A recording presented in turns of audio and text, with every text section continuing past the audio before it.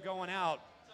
So once we go live, because right now we're still showing runs from the first wave, we'll broadcast that up there. I'm going to try to move out of the way so everybody can see it. All right? Spectators, please take advantage of the Action Cafe, back party room, the merchandise area over there. I think we still have some of our custom National Ninja League event shirts for sale. Some of our ninjas, John the Giant, Alexis, and I believe Naj. Nope, Naj didn't bring shirts. Jake Murray brought a lot of shirts. Josh Levin brought shirts. We got lots of shirts back there. These ninjas are happy to sign them for you, just not right before their runs. I already mentioned it. Yeah. Sorry, the manager of the Action Cafe is just harassing me. Plug it again. The Action Cafe, where there's plenty of snacks available for a reasonable price, and all the benefits, all the proceeds of that go to help our Action Athletics Ninja team go to Nationals in Michigan next month. We're sending over, I believe, 26 kids as of today from the Action team will be competing at Nationals across all age divisions. These kids are super strong. Thank you for applauding that. I appreciate it. All right. Let me get all my competitors in Wave 2 out here on the main floor. Can you not stand right in front of me? I can't see anybody else past you. You're too big.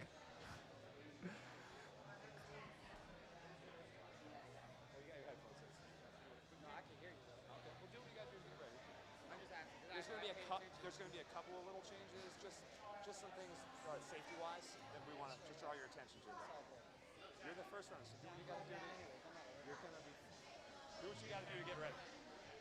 All right, guys, make sure when we come out here on the floor, we're not touching the obstacles. So let me get everybody over here on the mats. Let me make sure I can see everybody. This wave has 62 competitors in it. Can you run this back to the office? 62 competitors in this wave. Now, thanks to our amazing NinjaWorks timing system, we can actually track the athletes per hour that we're running through our course. When we do Wolfpack Ninja Tour, we know how many athletes we're putting on the course every hour, like a mileage system. Hey guys, welcome back to the live feed for the National Ninja League Qualifier competition at Action Athletics. This is Justin Conway, reporting to you live from Action Athletics. This has been a sick competition, and this is the last leg. These are our last pro competitors coming through today. We're going to see some of the pros from the show. You guys watched the show. You've seen competitors like Naj, the Phoenix. Flip Rodriguez is here. Alyssa Beard, another member of Fantastic Four. James McGrath is here. He may be competing. Megan Beattie. So many competitors are here. Drew Dreschel. This is going to be phenomenal. I'm also competing, number 35. Anyway, quick intro just to let you guys know what to expect. Nate is currently going over the rules of the competition. He's going to do the course walkthrough with the rest of the competitors. I will throw it back to him in a moment for him to so you can watch and listen into that. And then we'll come back to the live action, and I'll be here doing the play-by-play. On YouTube, you can live chat me. Feel free to comment on the YouTube chat. That's on the National Ninja League page. There are going to be links on my Facebook page, Justin Conway, also on the New York Ninja Facebook page, and on the Action Athletics Facebook page. You'll be able to access that link to the YouTube channel, and well, obviously, I think if you're listening right now, you already know this. But if you need to join back in, that's the way you can do it. So I'm going to sign it back over to Nate, and I will be talking to you guys again in a minute. Here come the rules. Consequences when you hit wood, okay? Ninjas always land on their... That's right. So make sure you're landing on your feet. The other thing I'm going to draw attention to is at some point in the back half of the course, when this obstacle comes in play back here, see that giant screen on the back? That is fed by a projector that is hanging from the ceiling right up there. Now, I understand, because I built this gym with my bare hands, that it doesn't have the highest ceilings of any gym you've ever been to. But we maximize every square inch of this space. Anybody that went to our old space will tell you, we maximized every square inch that we had in there. And we intend to do that here too. But that sometimes means we have to be aware of certain things. There's a projector up there. Please don't kick it. That's all I'm asking. All these spectators came to see you. Let's make sure they can, okay? So I don't want to interfere with your ability to do obstacles, but just be aware that there's some things around. Connor nailed that light on his way through on that obstacle in the first one. That didn't happen in testing, but you can't anticipate stuff like that. So just be aware. If you hit it, fine. It's not something that I'm going to, oh, you failed the obstacle because you hit my stuff, but it will slow the night down. So just be aware of that stuff, okay? All right, those are my 2 big things. Now, Coach Joe has got to take care of some NNL standards, and then he's going to walk you guys through the course. This is your opportunity to pay attention and to ask questions. Anything you want to throw, make sure that it's clear in the rules. Ladies and gentlemen, welcome to Action Athletics National Ninja League Qualifier.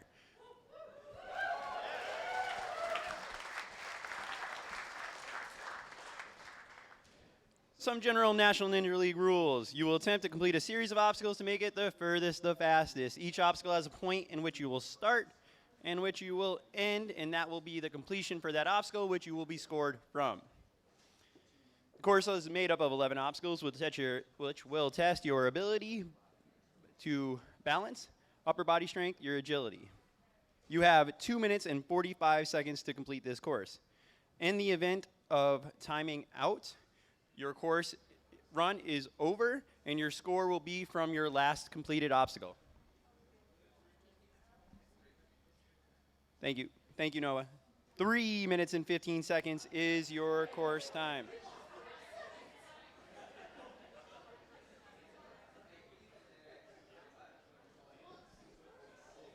In this wave, when you fail an obstacle, your course run is over. Please gracefully exit the athlete floor and join the spectator area, and thank you for coming out.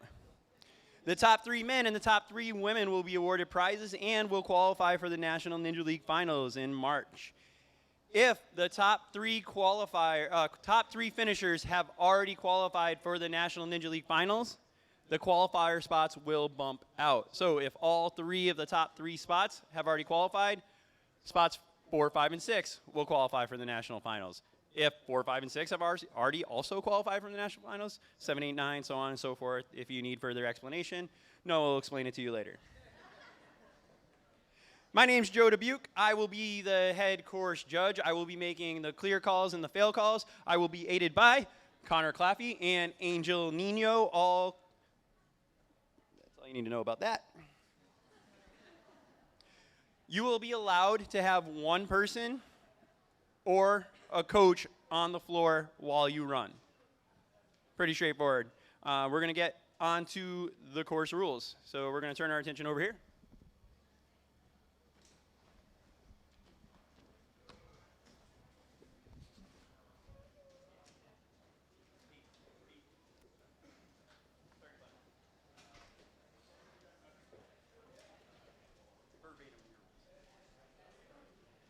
Ninjas, our course will start on the black vault box. When it is your turn, you will be asked to step up onto the black vault box. Your run will begin with a series of boops and a beep. It will sound something like this. That means go. You are then going to start consequence row. It's going to start on that vault box and end on this. It will end on the floor after this vault box. When you hit the floor, ba-ding, the obstacle is complete. You can use as many or as few of the steps as you'd like to get up and over that last vault box and land on the floor. You can use any part of the step, the sides, the back, the top. You may not use the gray platform or the red mats underneath it. The blue and gray floor are water, and they are also off. It's going to look a little something like this.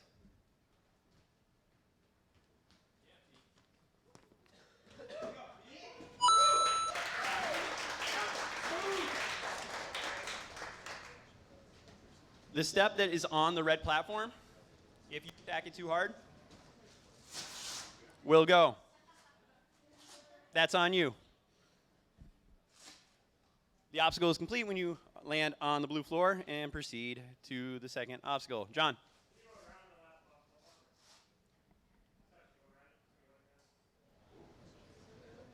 Go over the vault box.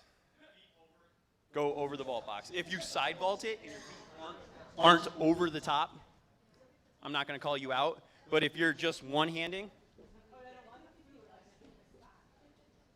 I will call that as a fail. Go over the vault box. Make an attempt to go over the ball box. Guys, we have a lot of A&W competitors in here. Just like they say, don't make me make the call to foul you out. Greg. Going before the B.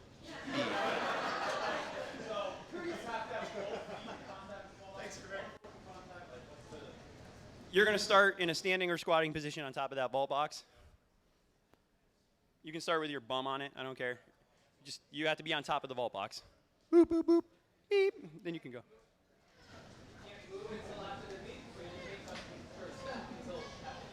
Be on the vault box until that beep. Just like in track and field. Set, bang. You can't go until that beep.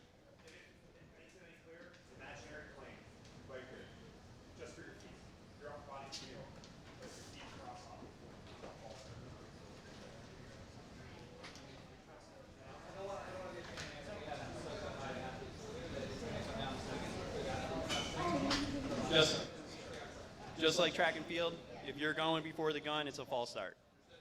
Any other questions on consequence row? The first and the last box aren't padded. There are consequences if you hit a shin or something like that. Greg? Yes. Any other questions on consequence row? On the second obstacle. Disregard.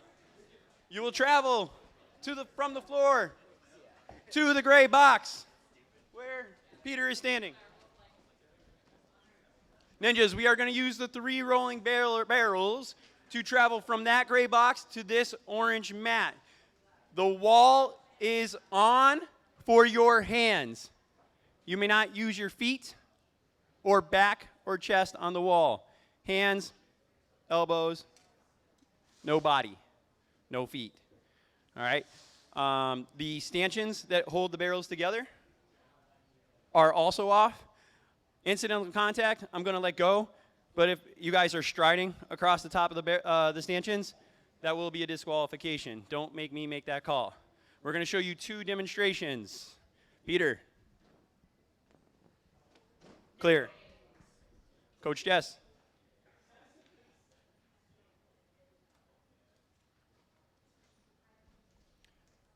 Both are perfectly legal. Any contact with the floor is a disqualification. Any questions on the drive-in? If you continue this way, you're still alive. All right, it's not show control. This is here for your safety, and it's probably quickest to just and go.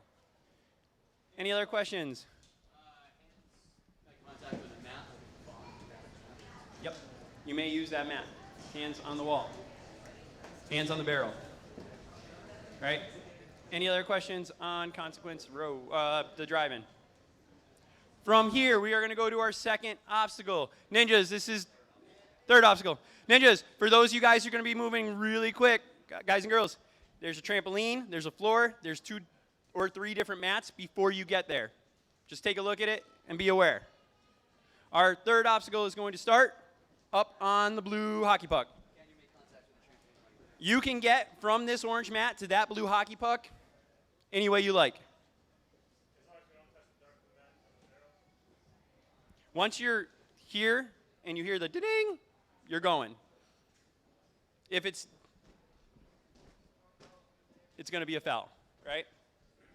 Keep moving. Make a ninja move. Our next obstacle is heavy metal. You're going to start on the blue hockey puck. You are going to use as many or as few of the J ring or the 2 metal rings to get on or over this black mat. You may not use the straps above it, the truss above that. Any incidental contact with the floor is going to be allowed. If I feel you are bearing weight, I will call the foul. Don't make me make that call. Peter.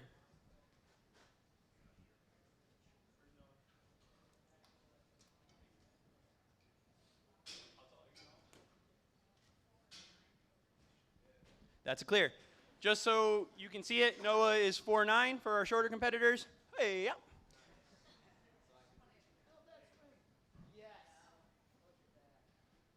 Thank you, Noah. Finish it out.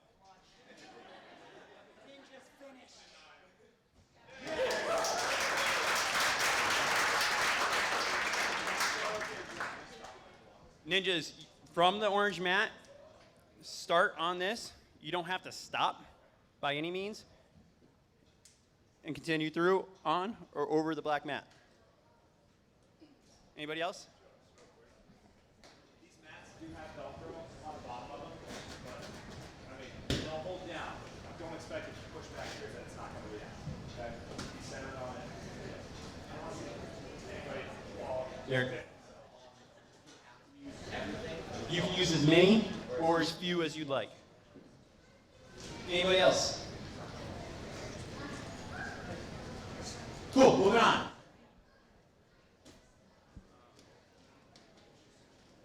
Which way is better for the Velcro?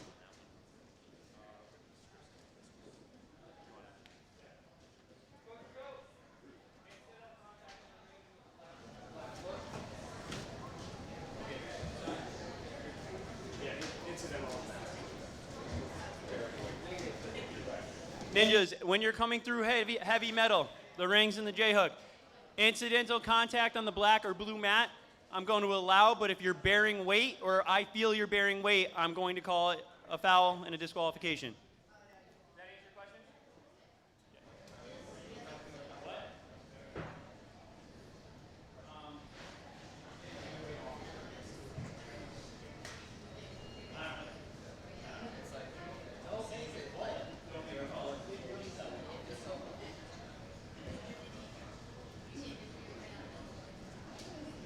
Rancor. After you finish heavy metal and you go up and over that black mat, you are going to continue up to the black box, onto the traverse wall, back to the black box, across the yellow stripe where Justin Conway is standing. You may use as many or as few of the holds on the traverse wall as you'd like, but you have to make contact with the traverse wall and land either here or beyond here on the black boxes. There's yellow tape to differentiate not legal, legal. Make contact with the black box again, dismount into the warp drive room. Peter.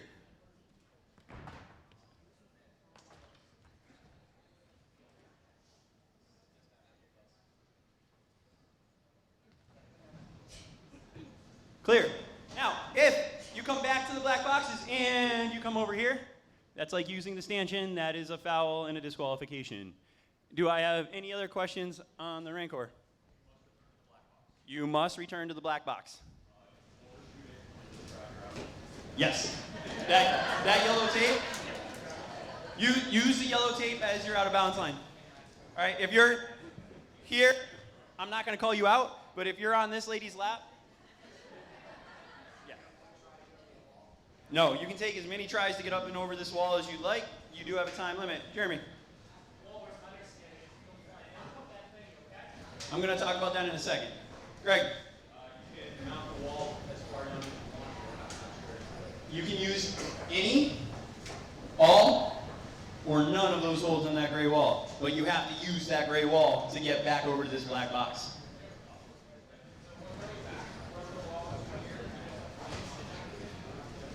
You just have to make the contact with this black box and use it to go into the next room.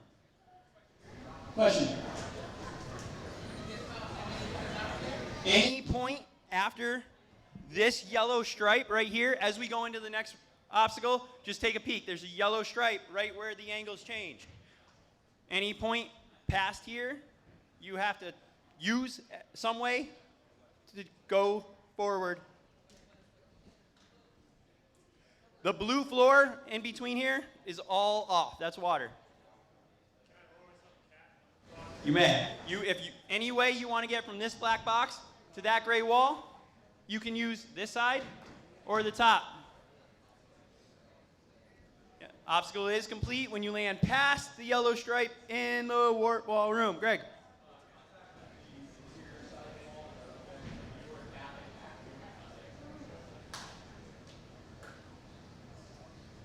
Yeah, just don't go into the crowd.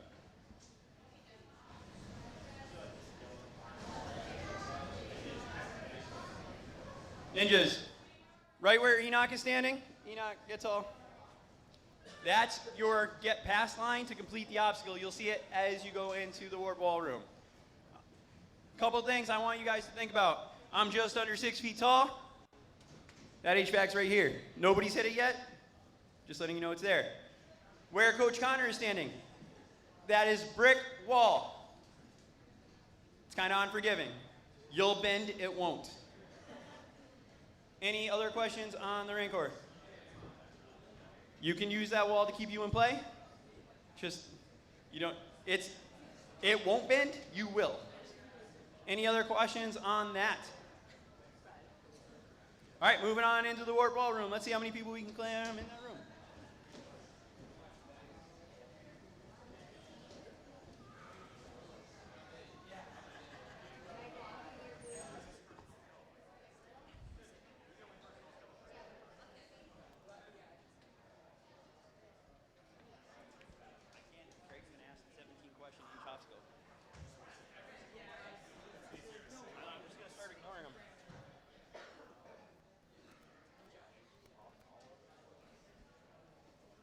Ninjas, let's get some people against this wall. I got 61 competitors. I need you guys to be able to see what we're doing.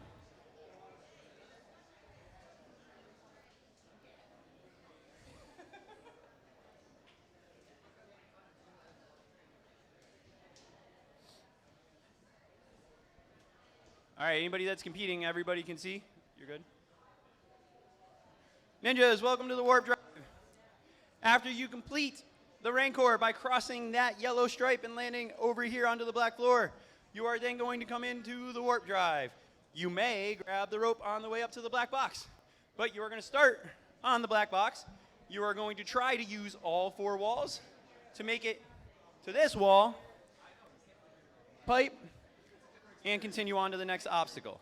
Ninjas, try to use all 4 walls. If I can tell you're blatantly trying to avoid them, that's going to be a foul. Don't make me make that call. All right, it's actually just as fast and just as easy to use all 4 than it is any other way. It's going to look a little something like this. Drew, watch your face.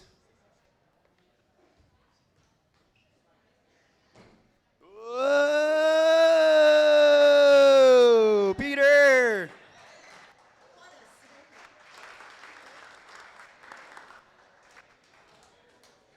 Greg. You must move counterclockwise in this. Get hung up. Your next move is that wall. If you go past the last wall and you miss it, say if Pete was here, you may re-engage the starting platform, but you must continue counterclockwise. If you touch this black box when you get here, you must do it again. And then it becomes the washing machine. You do not have to show control. All you have to do is touch that white pipe, and we're moving on. Touch the white pipe, and moving on. I want to see how fast we can go. Once you touch the white pipe, you can go here, here, there. Just be safe. Greg. Greg, I already answered that question. When you get to the gray mat, if you touch the black box, you must start again. You can only touch the white pipe from the gray wall. Any other questions on Warp Drive? Groovy, we're moving on.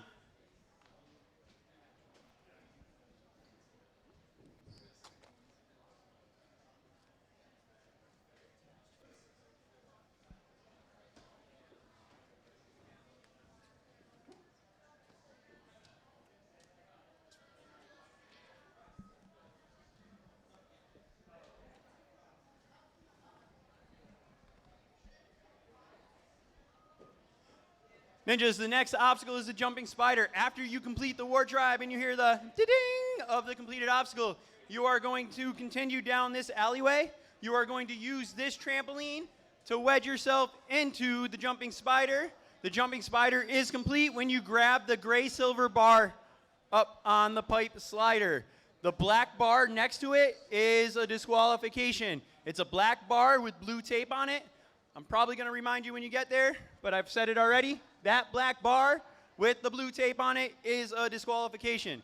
We are going to use the trampoline and the 2 black walls to travel to that gray bar. You may not use the top of the jumping spider. You may not use the front of the jumping spider. Any contact here is a any contact on the black mat is a disqualification.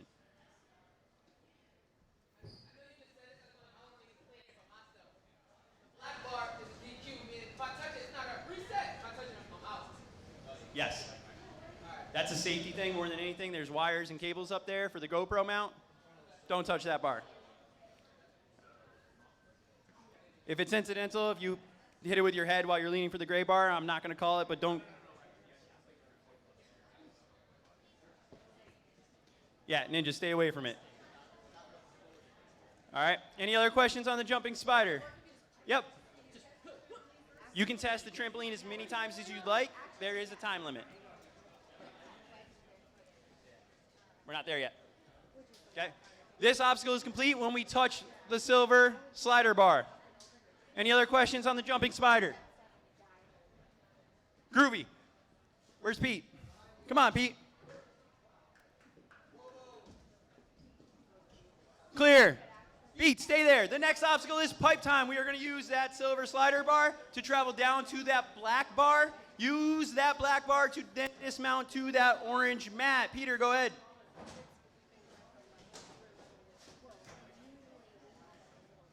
Clear. Ninjas, 2 things to note on this obstacle. Peter, get back up there. Take it with you. Take it with you. Yep. When you are in the jumping spider and you engage that silver bar, with your feet still in the spider, you may move that bar to wherever you'd like. Notice the lip on the PVC. You guys have all seen a bunch of runs. Most of you have seen a bunch of runs so far.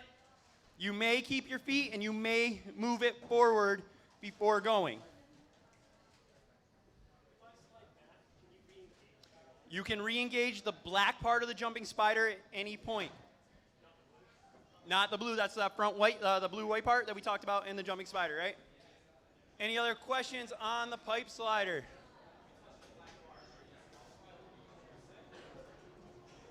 If you grab the black bar, it's going to be disqualification. If you're like on your way to grab the silver bar, I'm not going to call that, guys. Just try not to touch the black bar. Cables and wires. Derek, no, Greg.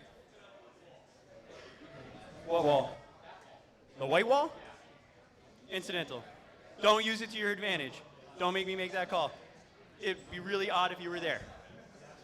Any other questions on the pipe slider? You must use this black bar to dismount. You cannot dismount from the silver bar. You must use this black bar to dismount to the orange mat. Use the black bar. I don't care if it's one hand and you monkey bar it. I don't care if it's 2 hands and you lachet it. You may not use your feet. Any other questions on the pipe slider? Moving on. Come on, Pete. See if you can redeem yourself here.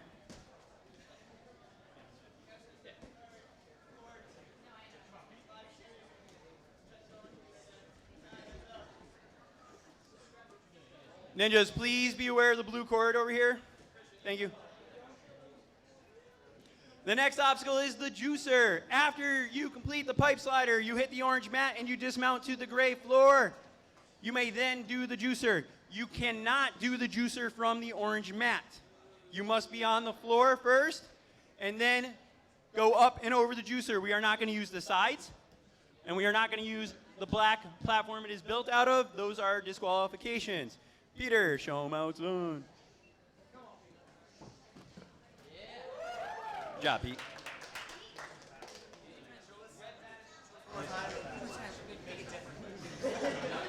Ninjas, this red mat is just red because it's red. It has nothing to do with disqualification. You may use the red mat. I know that's a little confusing. Red is typically out. That is just red because it's red. Any other questions on the juicer? Hands caper off the sides. You may not engage the yellow or the black box. Any other questions on the juicer? So you said there's multiple tries. Thank you, Derek. While you are running this, when you get to the juicer, the Vegas warp wall rule is in play. You are going to get 3 attempts because I do not want to watch 3 minutes and 15 seconds of people failing the juicer.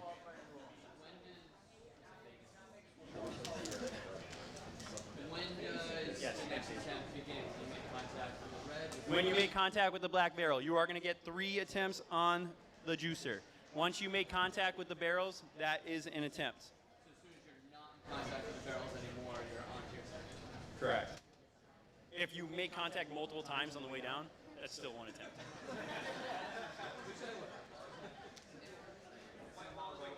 Yeah, you can use as much run-up space as you need to get up and over the juicer.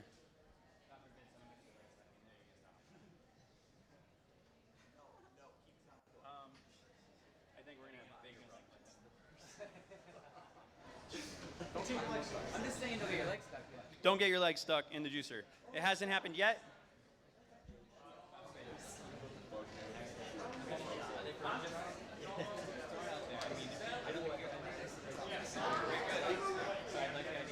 Any other questions on the juicer? Dave, did I answer your question? Okay. The next obstacle is the wangle. From the padded area of the juicer, you're going to go down to the trampoline, engage the yellow wingnut, use the yellow wingnut to travel to the blue wingnut, and then you are going to dismount on the mat that Coach Connor is standing on. You may dismount on or beyond that mat, onto the reddish orange mat or the big fluffy orange mat. You may not, absolutely is a disqualification if you land in the blue floor.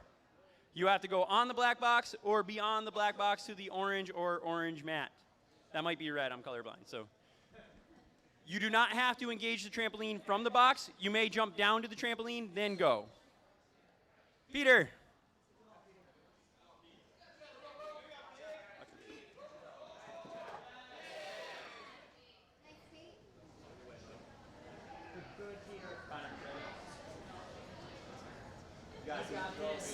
Come on!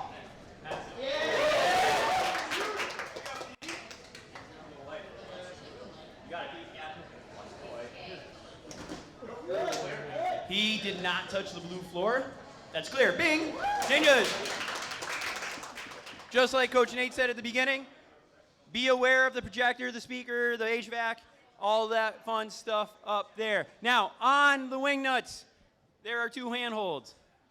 You must grab this side of the wingnuts. There's plexi on the other side. You won't really be able to engage it anyways. You do not have to be on either side of the connection point, but it's going to be really hard if you don't. Any questions? If you grab the plexiglass, is that still in play? If you grab the thing to hold on to it. You have to use the yellow and the blue holds. The plexiglass is not in play.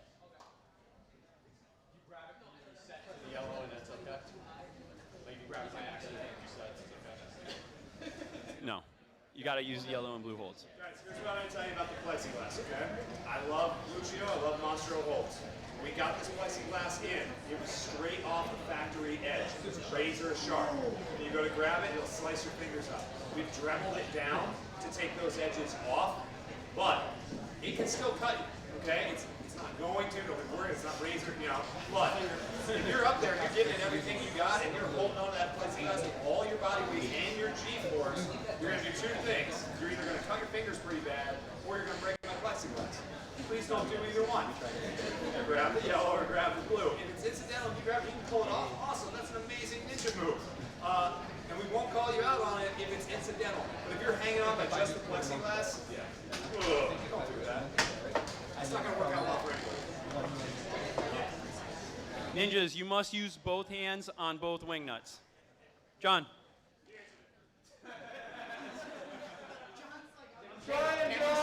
I'm trying. It must be a dynamic move.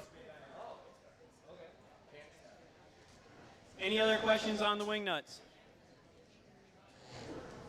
Wait, so you're saying you can't transfer one side at a time, or you just eventually have to get two hands on it? So if you're able to get one side, dynamic movement. A dynamic move. You have to be in the air and re-engage. Any other questions on the Wingnuts? All right, we're moving on. The next obstacle is the salmon launcher. From the dismount on the wangle to the salmon ladder, the bar will start on the yellow tape. You must go up and over to the other yellow tape. You can go up as many as you'd like. You can transfer from any point. You don't have to go up any certain amount. You can go over whenever you want. You just have to end on the second to last rung on this side where the yellow tape is. It is very clearly marked. And then from there, you are going to use the salmon ladder bar to lache over to these blue holds over there. Those blue holds do have a bit of a jug to them. They're not just a crimp or a ledge. There is a bit of a jug to those holds.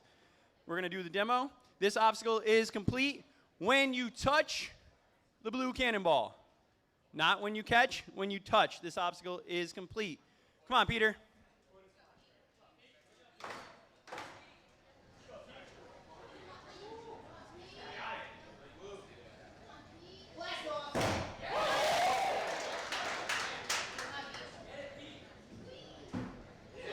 Clear. Good job, Pete. Come down.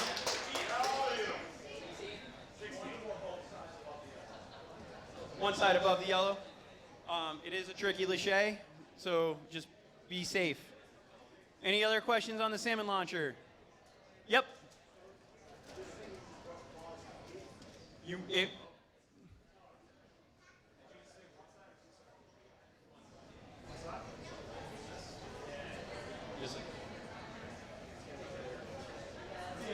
have to make the lache very hard. Ninjas, wall on the ledge, you touch the blue ball, the obstacle is complete. If you skim the blue ledge and hit the ball just to complete another obstacle while you're falling, the obstacle's not complete. Mark. And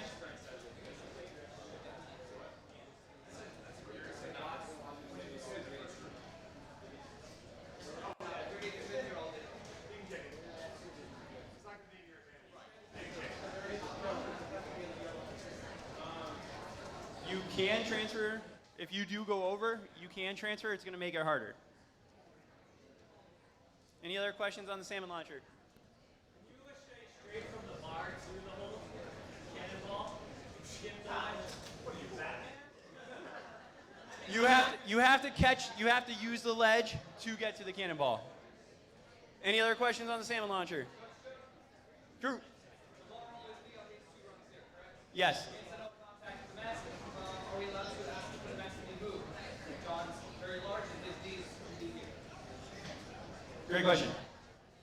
Once you engage the bar and lift your feet up, incidental contact's okay if you are weight bearing, meaning that if you're supporting your body with your feet after you've lifted yourself up, that's a disqualification. John, I know you're really tall, but I've also seen you do this. Mats are going to stay where they are. No. For your safety, Drew. Any other questions on the salmon launcher? Yeah, but once your feet are off the ground, you are then playing with fire.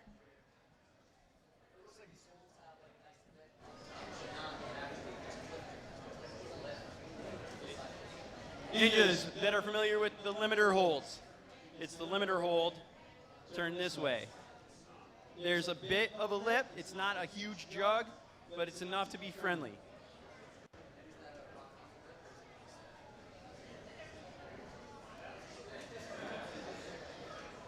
It's in between. Any other questions on the salmon launcher?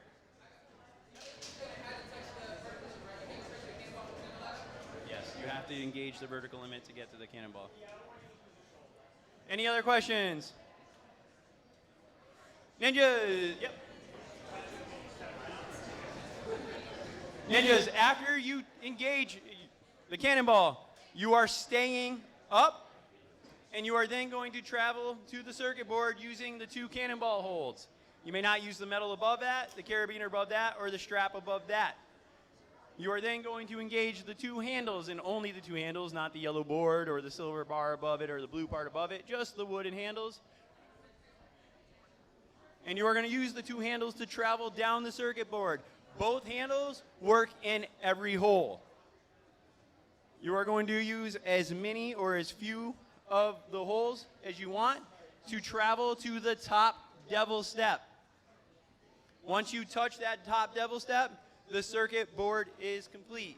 This is a grip gauntlet. You are going to be up hanging from the beginning of the salmon ladder all the way through the 3rd obstacle of this chain. This is the 2nd obstacle of the chain, the circuit board. Peter.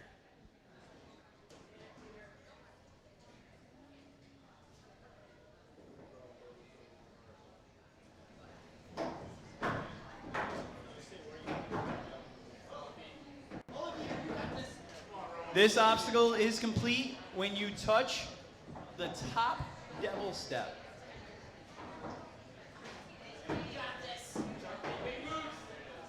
The handles do not spin.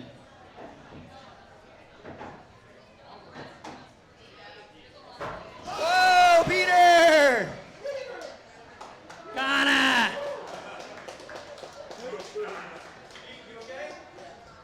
Pete's been doing this for 3 days.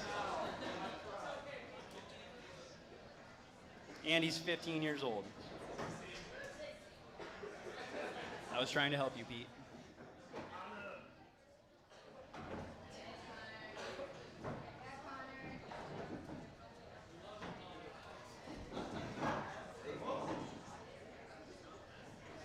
Clear.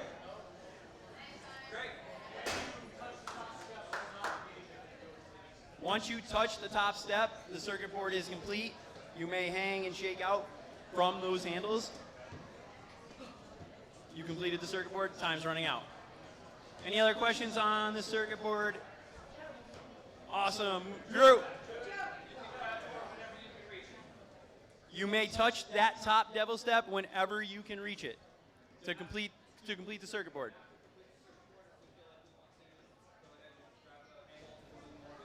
Yes. Good question.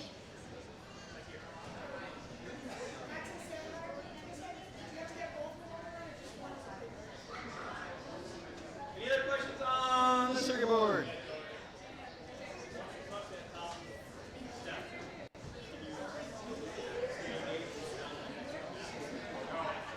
We're gonna talk about it. Any other questions specifically about the circuit board?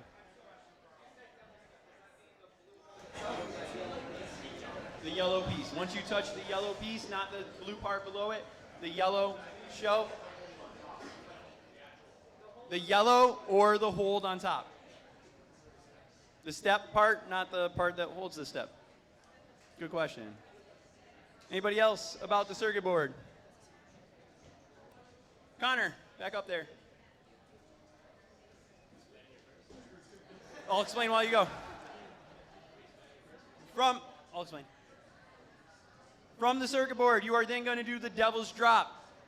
The first 3 steps going down all tilt. You are going to see that the first one tilts to 90 degrees, the next 2 tilt past 90 degrees. You are going to use all 4. You can't just slap them on the way down. You are going to use all 4 of the steps to get to the final step. You can grab either side or both sides of the step to dismount on or beyond the red mat. We're not going to use the black stanchions to rest. And it's going to look a little something like this. On the drops, you must use the blue part of the steps, not the top part of the steps. Notice that they tilt beyond 90 degrees. Clear. Moving on to the next obstacle. John. Can you use the bottom part of the yellow at all? Sorry, what do you mean? Like pinching and coming back to that. Pinch is legal. Ninjas in the action room, please be quiet for the next probably 37 minutes.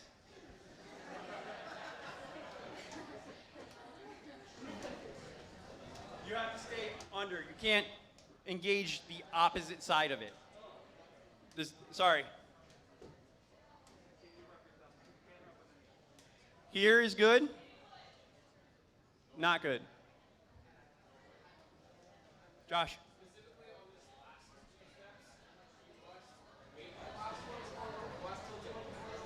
You have to use it to travel down. You can't just. Yes. You must use each one. Any other questions on Devil's Drop? All right, ninjas, moving on to our last and final obstacle. Oh, it's going to be called Hurry Up. We're running out of time. You are going to use the black vault box. Push it about 25 to 30 feet. Hit the bumpers. Climb up on top of the vault box and or the black box that Coach Angel's standing next to, and hit the buzzer. Go ahead, Peter. Ninjas, that yellow wall will come into play. If you do hit that yellow wall, back that box up. Try again. You may use the handle to back it up. Any other questions on Hurry Up? You have to hit the bumpers before you mount it to click the buzzer. Yes, you can get it off the yellow wall any way you'd like. Once you're on the black boxes. Ninjas, back to Ninja Jail. All right, I've got a few ninjas in this wave group that are not Here, signing his waivers. checked in. Still looking for Angela Gargano and Jonathan Stevens. If you guys are here, but not checked in, you have a yellow wristband, not a blue one. All right, you were on my list. I don't know.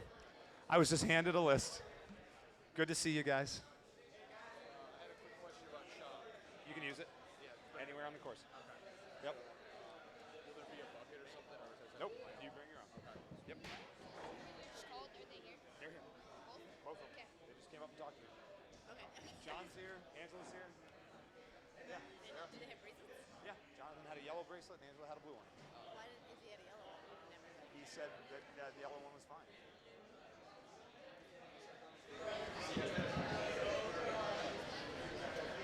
All right, ninjas and spectators. Sorry for that long and extended walkthrough, but the level of competition in this wave is so high. We really want to make sure we get these calls right. And you're just witnessing the way a ninja thinks. We talk a lot with our team kids about ninja think, thinking your way through an obstacle, seeing different paths, hacking something that seems so simple or perhaps very difficult, and finding a new path. All the questions that you just heard them ask, Coach Joe and I have been around the block a few times. We've done a few of these. We know they will take, you give them an inch and they'll take a mile. So we're trying to keep everything fair for all the competitors. We want to make sure there's no calls that might be somewhat controversial. We want a nice, clean comp with all these ninjas. So, what we said at the very beginning is that this course will reward courage. This course will reward bravery. This course will reward speed. If you trust in your abilities, you will be fast. If you take a more conservative approach, you will likely still succeed in the obstacles, but maybe not finish in the top 10. So it's a very equal course for a lot of competitors. I was just told by my boss from NinjaWorks that I've got to get this thing going because we've been sitting here for about an hour and we got to get our athletes per hour up. So, Jake Murray, back to Ninja Jail. All right. Our first 10 runners coming out of the gate. Runner number 1, Flip Rodriguez. Number 2, Tyler Movsesian. Number 3, Alex Wish. Number 4, Casey Rothschild. Number 5, Megan Beatty. Number 6, Mary Lighton. Number 7. We're back at the NNL Qualifier at Action Athletics. I'm Justin Conway here to commentate on this amazing event here. I'm pumped. I'm going to be running later on today. Tune in. But before I run, first up for today is Flip Rodriguez. Flip Rodriguez, we're getting right into the action here. We've had a ton of really solid competitors come out in the last heat and crush it. And now we get the privilege of watching Flip lead off this heat. There's Drew dusting him off, wishing him some good luck. Joe Dubuque up there also doing the same. This is the last heat, the last wave for adult and pro competitors to go through this NNL competition. This course is sick. We've only had a couple of competitors get towards the end here, and this is a really tough course, and it's going to be about speed. The course is going to come down to it's going to come down to time for sure, with guys like Flip and Drew. And this is amazing. We got Flip, Drew, Jake Murray, all speed demons, all out here to race against each other. Here he goes. Oh, he looks like he's plyoing straight past a couple of the steps. Beautiful. That may be the fastest time through the steps we've seen today. Right through the barrels, no problem. Big jump to the first ring, then to the third object of that obstacle, straight through. Let's see if he tic-tacs. He does. Tic-tac. Boom! I love it. I love the tic-tac. He asked about that in rules to see if he could do that, and a few other competitors took advantage of that opportunity. Oh, no! Flip Rodriguez out on the spider jump. Oh, dude. Out. Wow. Well, he was booking. A lot of ninjas in the crowd right now have a little bit of a smile and a little bit of a sigh of relief not having to put up a time against Flip, as long as they can get past the spider jump, of course. All right. Now on the starting block, it's Tyler Movesian. Tyler, this is his first time competing in a Ninja Warrior competition. It's funny going straight from Flip, who has competed all over the world, basically. Super strong competitor. We're going right to a newbie, Tyler. Looking forward to seeing how he does on the course here. He is a 7-time Spartan trifecta finisher. I don't even know what that means, but it sounds cool. Ooh, taking a very conservative approach here. Very, very conservative. Obviously, in his first time competing, you want to be a bit conservative. This sort of a run is not going to get you a top place here tonight, I don't think. But if he keeps on at this pace and clears the jumping spider, he can at least temporarily be ahead of Flip Rodriguez. And that could be a goal that he's shooting for. That's a pretty cool thing to be able to say, even if momentarily. All right, moving on now to the third obstacle, heavy metal. He's got a J-hook followed by 2 huge rings that are tethered in 2 spots. The rings don't move very much because they're tethered in 2 spots. You can see even when he pulls on them, they pretty much stay stationary. They pretty much stay where they are. And a dismount. No! Falling back into the water, losing the control of his forward momentum there. Tilting back into the water. He's out. But happy to see him come out and try to compete on a ninja course. Hope he comes back and tries some more. With such a nice Spartan career, he could definitely have a nice career in ninja if he sticks with it. Now it's Alex Wish. Alex Wish, cool ass name. He's got a stallion on his chest. He's got some mountains on his hat. All right, he looks determined. See how he attacks these steps. Nate is saying right now in the live mic, he's saying that this is his first ever competition, first ever ninja competition. Looking good, beautiful, and he's got a sailing background.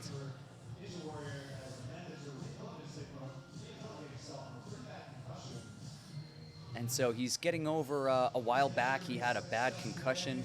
And I always say ninja injuries are the #1 most difficult thing to get over when it comes to training. The most difficult barrier. You know, I can force myself to get into a gym, but if you're injured, that's it. You're not forcing yourself to do anything. So props to him for coming back after injury and attacking this course here. And actually, he has been using ninja. Nice, good job. He's been using ninja as a way to rehabilitate himself. Ooh, a little bit of a tricky thing there, but he got it.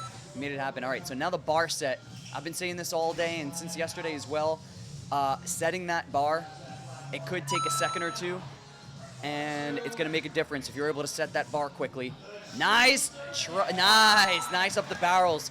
He had very good foot placement. He was a little slow going through the barrels, but the foot placement was so on point. He was able to lean on them and get up. Let's see if he got the jump. He does. Nice jump. He's on the Wingnuts. This is great. Wingnuts. This is pretty far. Most competitors don't get this far. Let's see if he gets the transition. Oh, almost a one hand. Nice. He just went for it a little early. It's almost like a jumping spider, I think, the Wingnuts, because you have to pass up a piece of the obstacle, and then really think about where your placement's going to be. Like a jumping spider, the ideal technique is to hesitate for a second, get deeper into the wall where it's thinner, where it's a more narrow squeeze, then open up. And the Wingnuts is similar. You don't want to grab that first hold, that first section.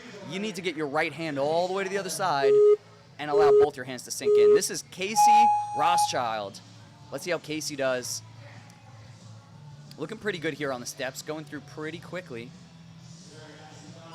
Got a fast pace. Sounds like a punk song in the back. Oh, is this Green Day? Awesome. I can't hear it too well from in the studio here, but I love Green Day. That's great. And actually, she is a trapeze performer. Look at the swings. You can tell she's got upper body. Look at that. Beautiful. Right through heavy metal. Up onto this block. And grab the hold, no problem. There's a trapeze swing. Actually, there is not a trapeze swing in the competition. There was for the younger crowd. They took that out. It would have been interesting to see how she attacked a trapeze coming from that background, but it's obviously going to translate here into other upper body obstacles. It looks like she has a great control over her body movement. Look at that, right up the warped wall. And now the jump. Yeah, stuck it. Very nice. Coming through to the slider.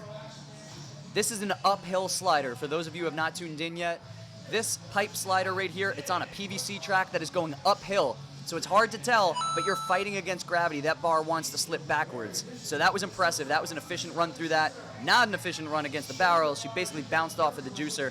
Let's see if she figures it out. Foot placement, nah. That foot was way too far back on the barrel, and she had way too low center of gravity. She needs to gear up. The crowd's going nuts here. Come on, come on, go, go, go. Oh, hooking it. Ooh, no good. Oh, she's out. But great run from Casey. Very nice.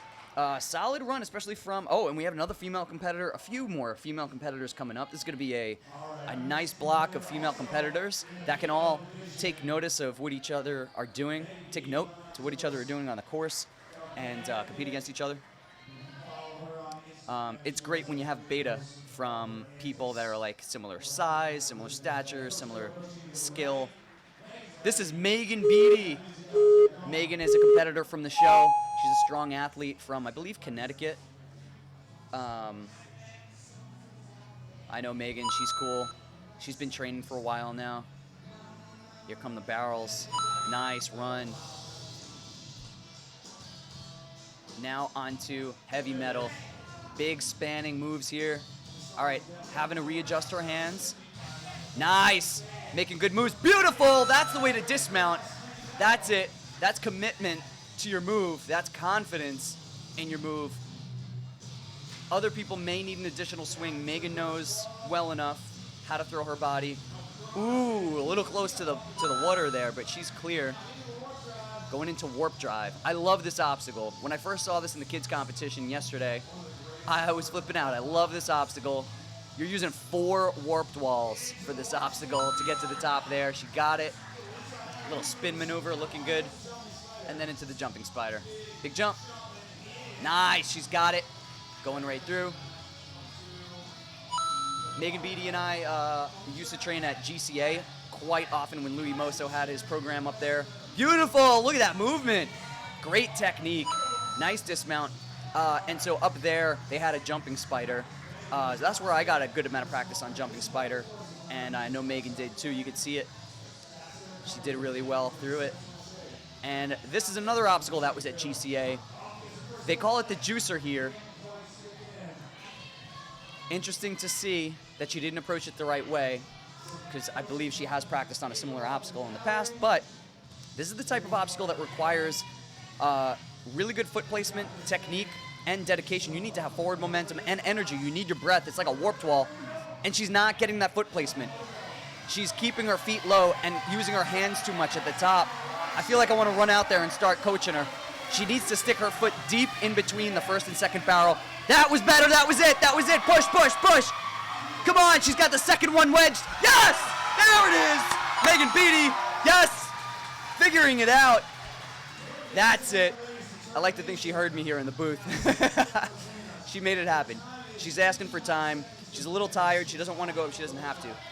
But she is going to have to if she wants to have one of the top times because there are so many strong competitors here. That being said, she's currently sitting in a really nice place overall, especially for the female, sitting very nice. The jump, yes, she's got the wingnuts. Beautiful. And she's throwing those hips just the way you should, basically, to get your momentum. You can see how quickly she gathered her momentum in the throw. It's going to come up. Let's see if she can get it. Ooh, hesitating. Come on, throw it, throw it. Yo! So close, Megan Beattie. Wow. Awesome job from Megan Beattie. Wow, she had her hands all over it. Oh, that was so close. What a great run. All right, another female competitor coming up. This is Mary Lighton. Mary Lighton. This is her third NNL competition. And yeah, she's getting really into it. She's got a groovy song on. Starting to loosen up. She looks like she's having a good time. Love to see that out here. She said that she built monkey bars herself, and this endeavor of building her own monkey bars resulted in an epic fail video. Perhaps we can find her online and see what she's talking about. All right, Joe's looking to see if that was a scratch. Not sure, so she just got cleared. The very conservative approach here. Oh, no, no, no! Oh! Conservative is not always the best way to go.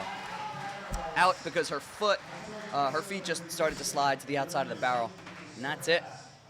And now on the starting block, Rachel Smaller. She's up. This is her first time ever competing. And she was here in the booth earlier. Rachel's super nice. It was nice having her in the booth. I'm happy to see her out here now ready to compete. Nate now saying the hardest working competitor that he has ever seen. That she's super strong. And so obviously she's been training here at Action Athletics and Nate knows her well. She's getting a lot of props right now from Nate.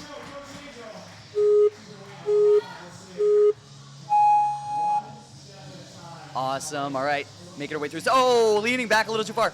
All right, good. Making her way through here. Ooh, I don't know, cutting it close. Big jumps. There we go. This is a sketchy step right here, but she's getting off of it and onto the high one. Good. Now another step and then the platform. And first obstacle clear. Nice job, Rachel. And under her fact on her, let's see how she does here. Ooh, she's very high on the barrels. I don't like it. She could easily roll where she is, but she's controlling it. Props for controlling that. P.S. That's me back there. Hey! As she clears it. Woo! Nice. Moving on. And now reaching up to the pipe fitter. Great job. Wow. I gotta say, it was sketchy seeing her feet at the top of the rollers, but hey, she had magnificent control.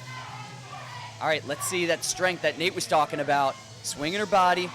She's got a big reach. Nailed it. Almost an iron cross there. Oh, she's out. Man, great job, Rachel. Especially a first time competing. That was a good run. Solid. Very, very solid. All right, our next few competitors coming up. Well, next one is Andrew Horner. Andrew Horner is now on the starting block, getting ready to run. And you see the other competitors in the back there. In that room, you can see some obstacles hanging, a 3-ball and a scoreboard. That is called the action room. That's the competitor warm-up room. It's cool to see back there, ninjas having fun. I posted something on my story recently. If you guys are on Insta, check me out on Instagram, New York Ninja Warrior. I just posted some stories recently of Drew Dreschel and Connor Galvin trying to challenge. And now here he goes. He's blazing through these steps, looking strong. Nice. I don't know Andrew. I've not seen him from other competitions, but Just seeing him here on these 2 obstacles so far, he definitely looks athletic. He looks like he's been training. And he's got a pretty hype song on right now in the background. Very nice flow through the heavy metal. And jump into the wall. Nice catch. He's traversing pretty well. Looking good. Solid. Clear. Now into warp drive. So that's 4 obstacles down. Here's the 5th. Right up. No problem. Andrew's looking good out here. He's not burning. He's really not like, bam, that looked comfy. So he's not gunning for like, first place it looks like. Oh, uh-oh. A little caught up.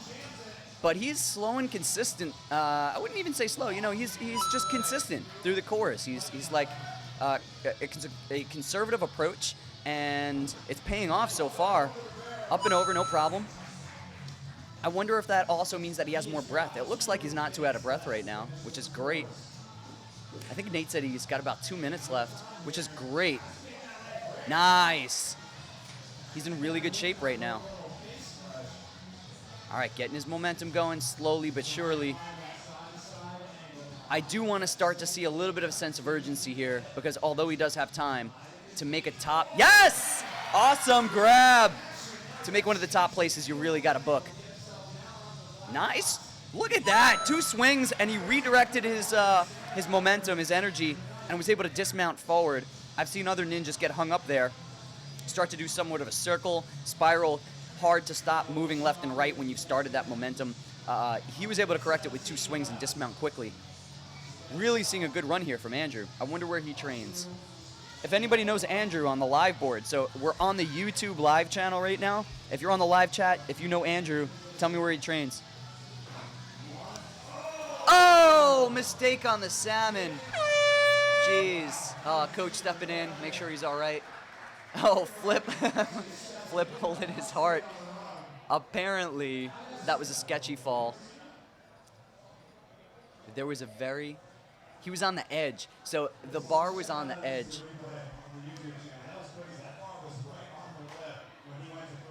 Interesting. The bar was right on the lip. It's funny. I have a ninja who has trained at my my Island Rock program on Long Island.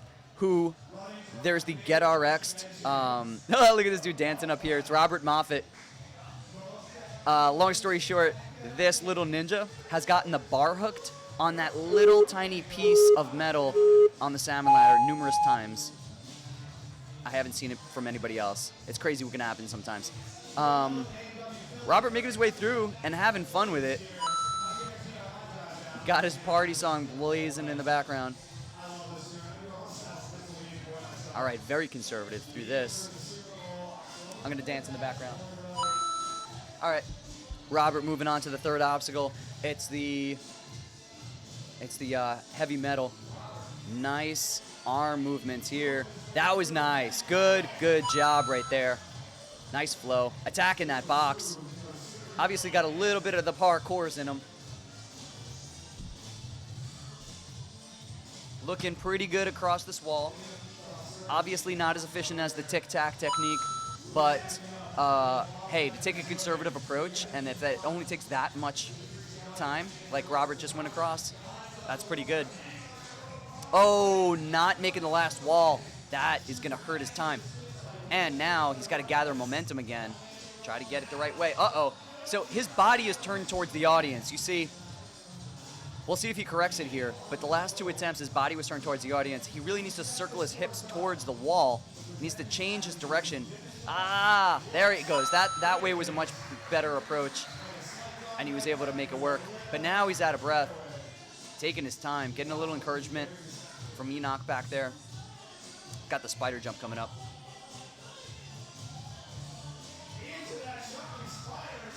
Right in the jumping spider and right across, no problem. Now into the pipe slider. Getting it set really quickly.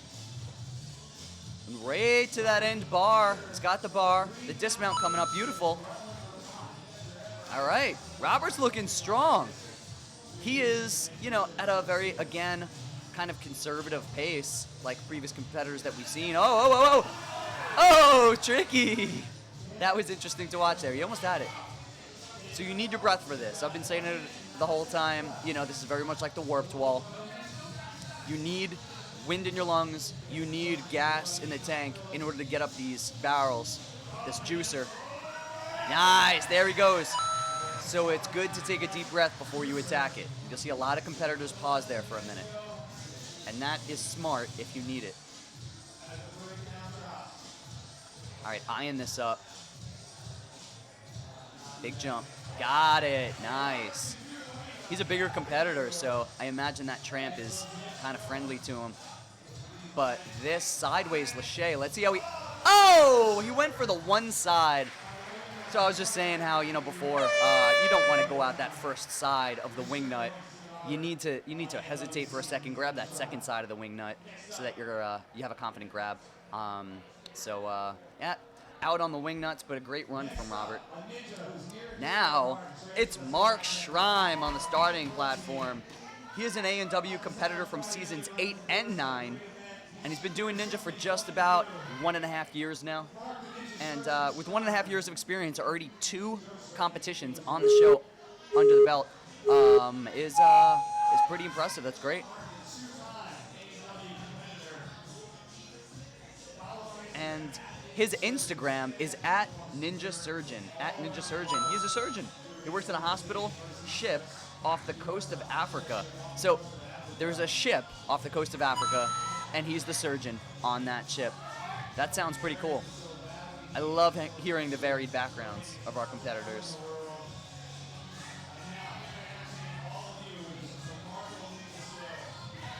And Mark Schreim also in his comments, in his sign-up form, said that he also loves that we all are doing this. I don't know who exactly he's referring to, but I imagine the entire Ninja community. There's just so much love in this community.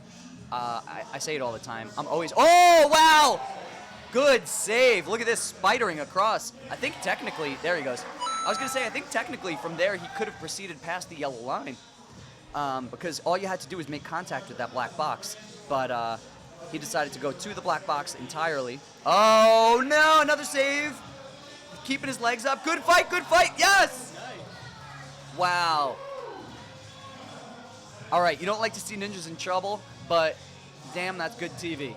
I like it. I like seeing ninjas fight, being able to overcome situations like that, figure it out.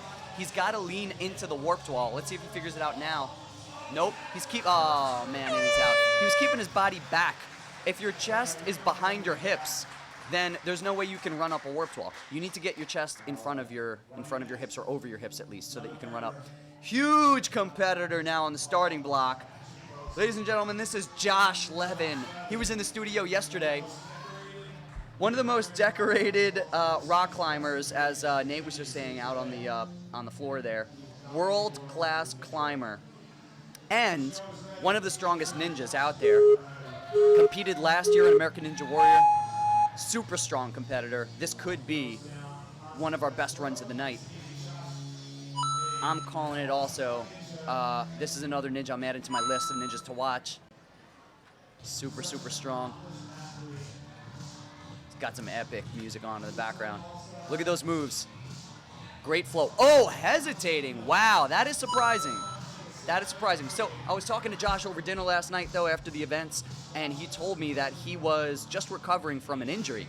So he's just back to training now, and I imagine that some of the hesitation you might see on the course is because he's just recovering. So I think this might be his first competition back. Good save there. His body wasn't in the right position, but he kind of just ditched the rope and went to the wall in order to keep from continuing on the rope. Nice, good spider jump. Right to the bar. So it's great. This is another athlete that has overcome physical challenges. Yeah, huge! That was huge. Very quick maneuver there. Beautiful. Moving right on to the barrel climb. Very nice. No problem there. Ooh, going right down to the tramp. I wonder if he's going to go back up or... No, looks like he's just going to go for... No, he's going back up. There we go. Getting ready to go. The jump. Boom. Nice. And he settled his swing so quickly. Veteran move. You can see also getting his momentum going left and right very quickly. Veteran move. He will grab this. Yeah, there we go. I had to call that. I knew he was going to get it. And now redirecting himself. You can see, as I said before, it was impressive. I think Josh took 2 or 3 swings. I'm not sure. I wasn't counting. But that other competitor who came up before was able to dismount in just 2 strings, Andrew Horner. That was impressive. Now Josh here in a really comfortable position, looking good on time, taking a little bit of time here because he knows that this is upper body from now on pretty much. Up 3 rungs, no problem. Great salmon technique. Boom, beautiful. And here's a big lâché to a cliffhanger. Got it, nice. Now this is Josh's home right here. Josh, again, world-class rock climber. He is totally in his element right here. I see no reason for him to fail. He's going all the way. We could have another clear. There's no reason for him not to clear here. Unless there's some kind of crazy mistake. He's taking his time. He's being measured here. Wants to clear. Making good moves. Beautiful. And now he's got to start the Devil's Descent. These steps tilt. He's got to first go to that one. He's switching hands. I actually thought about doing that when I run. So, oh, wow. Look, you can see he's hanging from his fingertips with his right hand. Uh-oh, he's really slipping. Oh, he's locking it in with his left. Oh, and he's running out of time. He's locking it in with his right. Oh, he's off on the cliffs. The Devil's Descent. Wow, but Josh Levin putting together a super strong run. Getting some love from Flip Rodriguez and some others. So here's the leaderboard. Right now we have Lucas Royale completed Tron. Connor Galvin also completed Tron. And Josh Levin, our last competitor to run just now, in 3rd place, completed Tron. Kevin Carbone is in 4th. Tyler Dipple, Andrew Horner, Alexei Matusik in 7th, and Jonathan Angelili in 8th place. This is a stacked competition. Plenty more competitors coming up. This is Elizabeth Gianfrido. I hope I got that right. It's Elizabeth on the starting platform. And the buzzer kicks it off. Ooh, and she's rocking some Second Skin gear. For those that don't know, I'm a sponsored athlete with Second. Oh, man. Oh, did she touch the floor? She slid down. I don't know if she touched the floor. Uh-oh, she's cutting it close. Big jump. There we go. Oh, the flag from Joe Dubuque. She touched the floor. A little bit too conservative. But hey, look at those pants. I like them pants. So, yeah, I'm a Second Skin sponsored athlete. I should say I'm a brand ambassador for them. So basically they send me gear to try out. I'm covered in Second Skin right now. My pants and my shirt are from Second Skin, and you'll see me on the course with it later. She was wearing them. Really high quality training gear. Now on the starting block, Benin Ishikis. I don't know why the first 3 letters are capitalized in his name there. I wonder if that was intentional. Beautiful, right through, nice. I don't know of Benin. I have not met him before, but he's looking good coming through here. This is his first NNL. And that is probably why I don't know of Benin yet, but let's see how he does. Nice monkey technique, swinging through. Let's see how the dismount happens. Beautiful, not bad.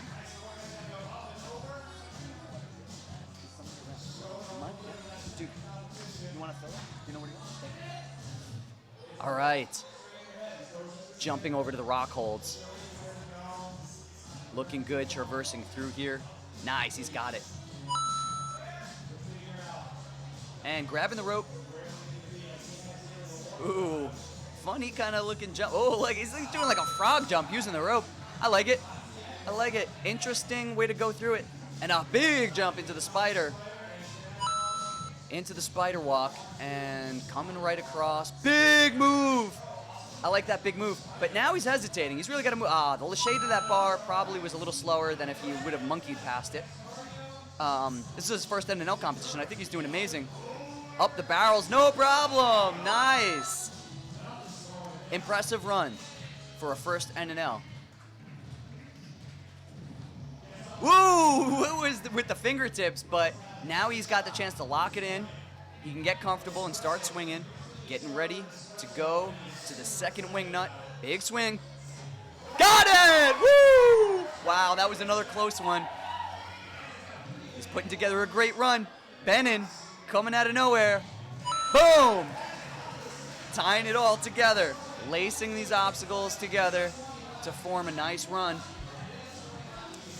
Now at the salmon ladder.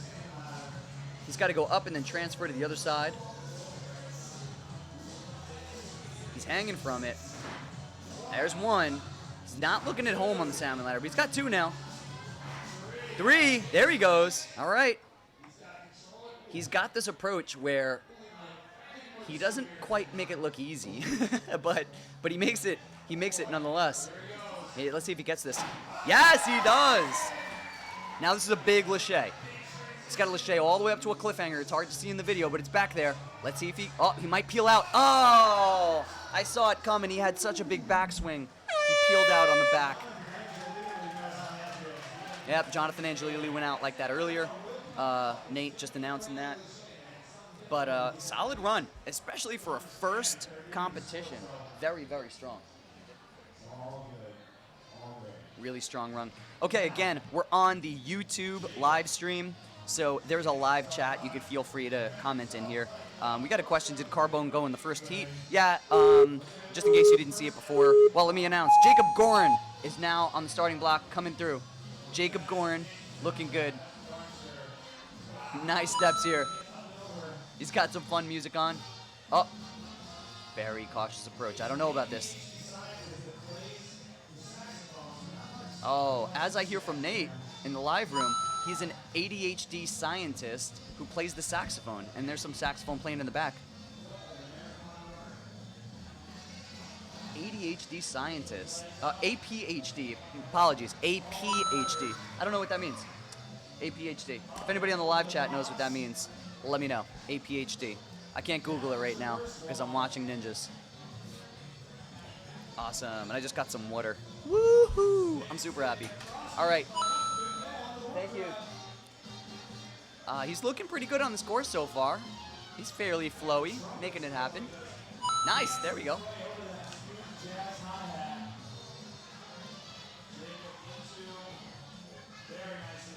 Bam, right into the spider jump.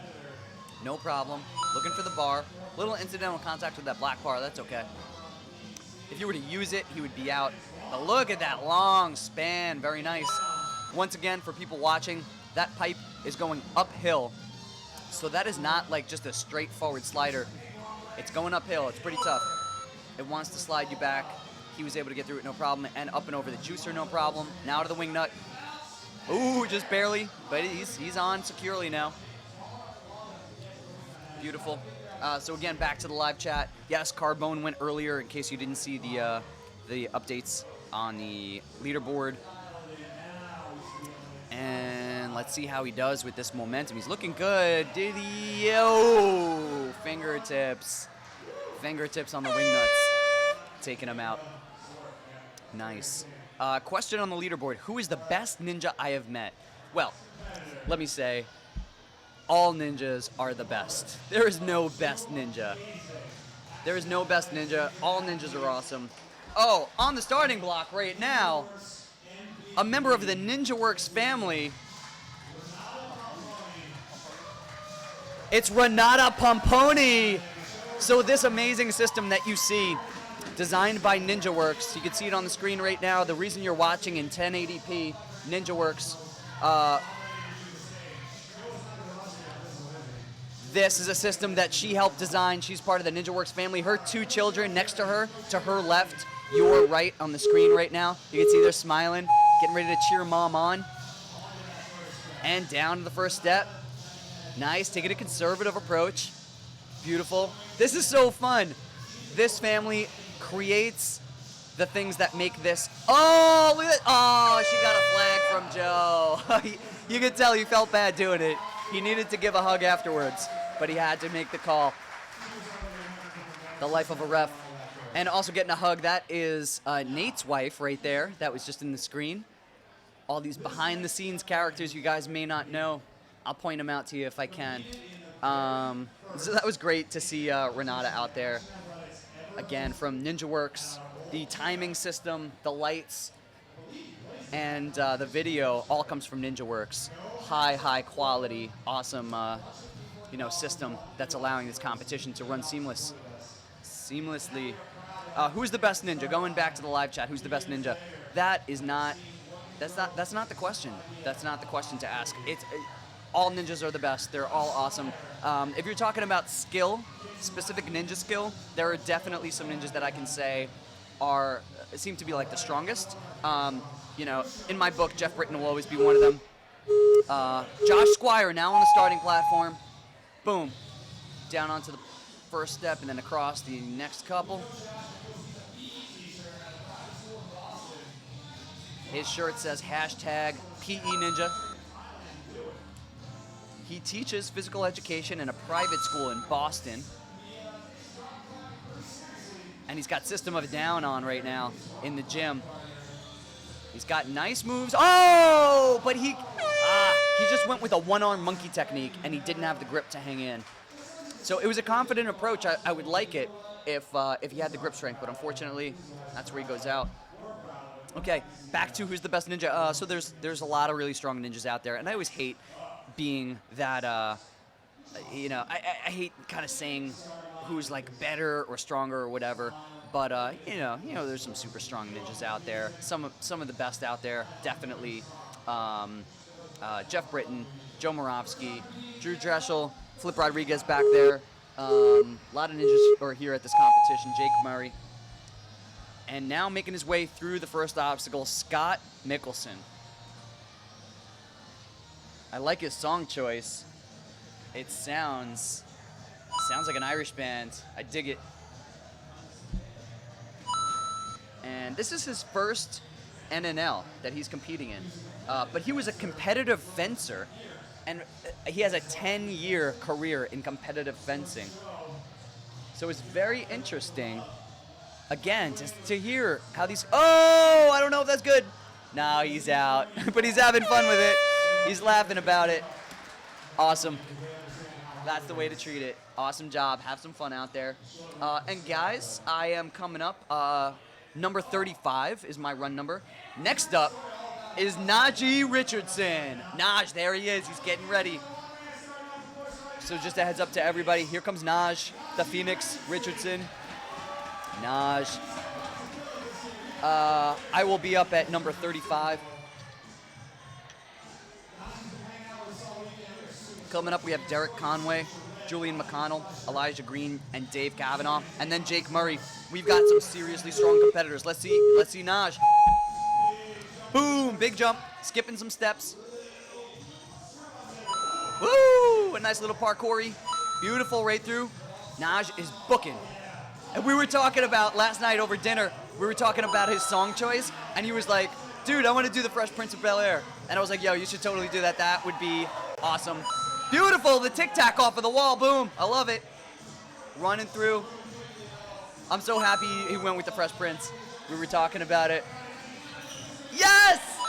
Nice spider jump. Naj is booking. He is absolutely one of the top competitors. He's another person on that list that I would say, woo, look at this. I mean, I don't have to tell you. Look at what he's doing. Look at Naj. I honestly am a little worried that he might overshoot this. He's super powerful. He's got to tone it down. Let's see his hand placement. Oh, you can see his hand went above the plexi. He had to settle back down. And now he has good body control. He's settling in to get that forward. There we go. Clear.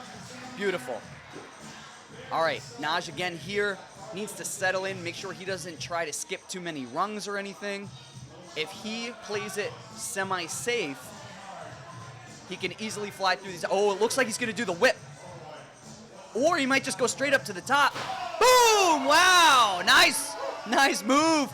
Skipping up and over. He must have skipped about 3 rungs into the cliff. He's got it! Naj is definitely in the best place right now. If he can clear this course or get past the Devil's Drop, he is going to be in first place. He's just got to get through this obstacle without any snacks, and he's looking super strong here. Naj made it to stage 3 last year, so you know how strong Naj is. Beautiful, locking it in. Now comes the Devil's Descent. This is a tough obstacle. We'll see if he's got the grip. The cliff, that tilts more than 90 degrees. You can see he's tilting backwards. Oh, he's got 2 hands on it. Oh, man! Wow, not making it. It takes out the Phoenix. Najee is down. You can see Enoch shaking his head. He's like, man, if Naj can't do it, yeah, this is going to be a tricky course. But so he made it to second place with that run. Very nice. Still sitting in first is Lucas Real. Pretty close, about 9 seconds separating Lucas and Najee, first and second. Then Connor Galvin, third place. I've been shouting him out for this entire weekend. Looking forward to his run. I knew he'd be strong. Then Josh Levin is in fourth. Kevin Carbone in fifth. Sixth is Tyler Dipple. Seventh, Andrew Horner. And eighth, Benin Ishakis. Now on the starting block, Derek Conway. You gotta root for a guy with Conway in the name. No relation. Just also coincidentally, stunningly handsome and charming. Look at him. Derek Conway on the starting block. He's a strong competitor. He's been all over the NNL circuit. He's been competing all over the place. Definitely seeing him getting stronger as he competes.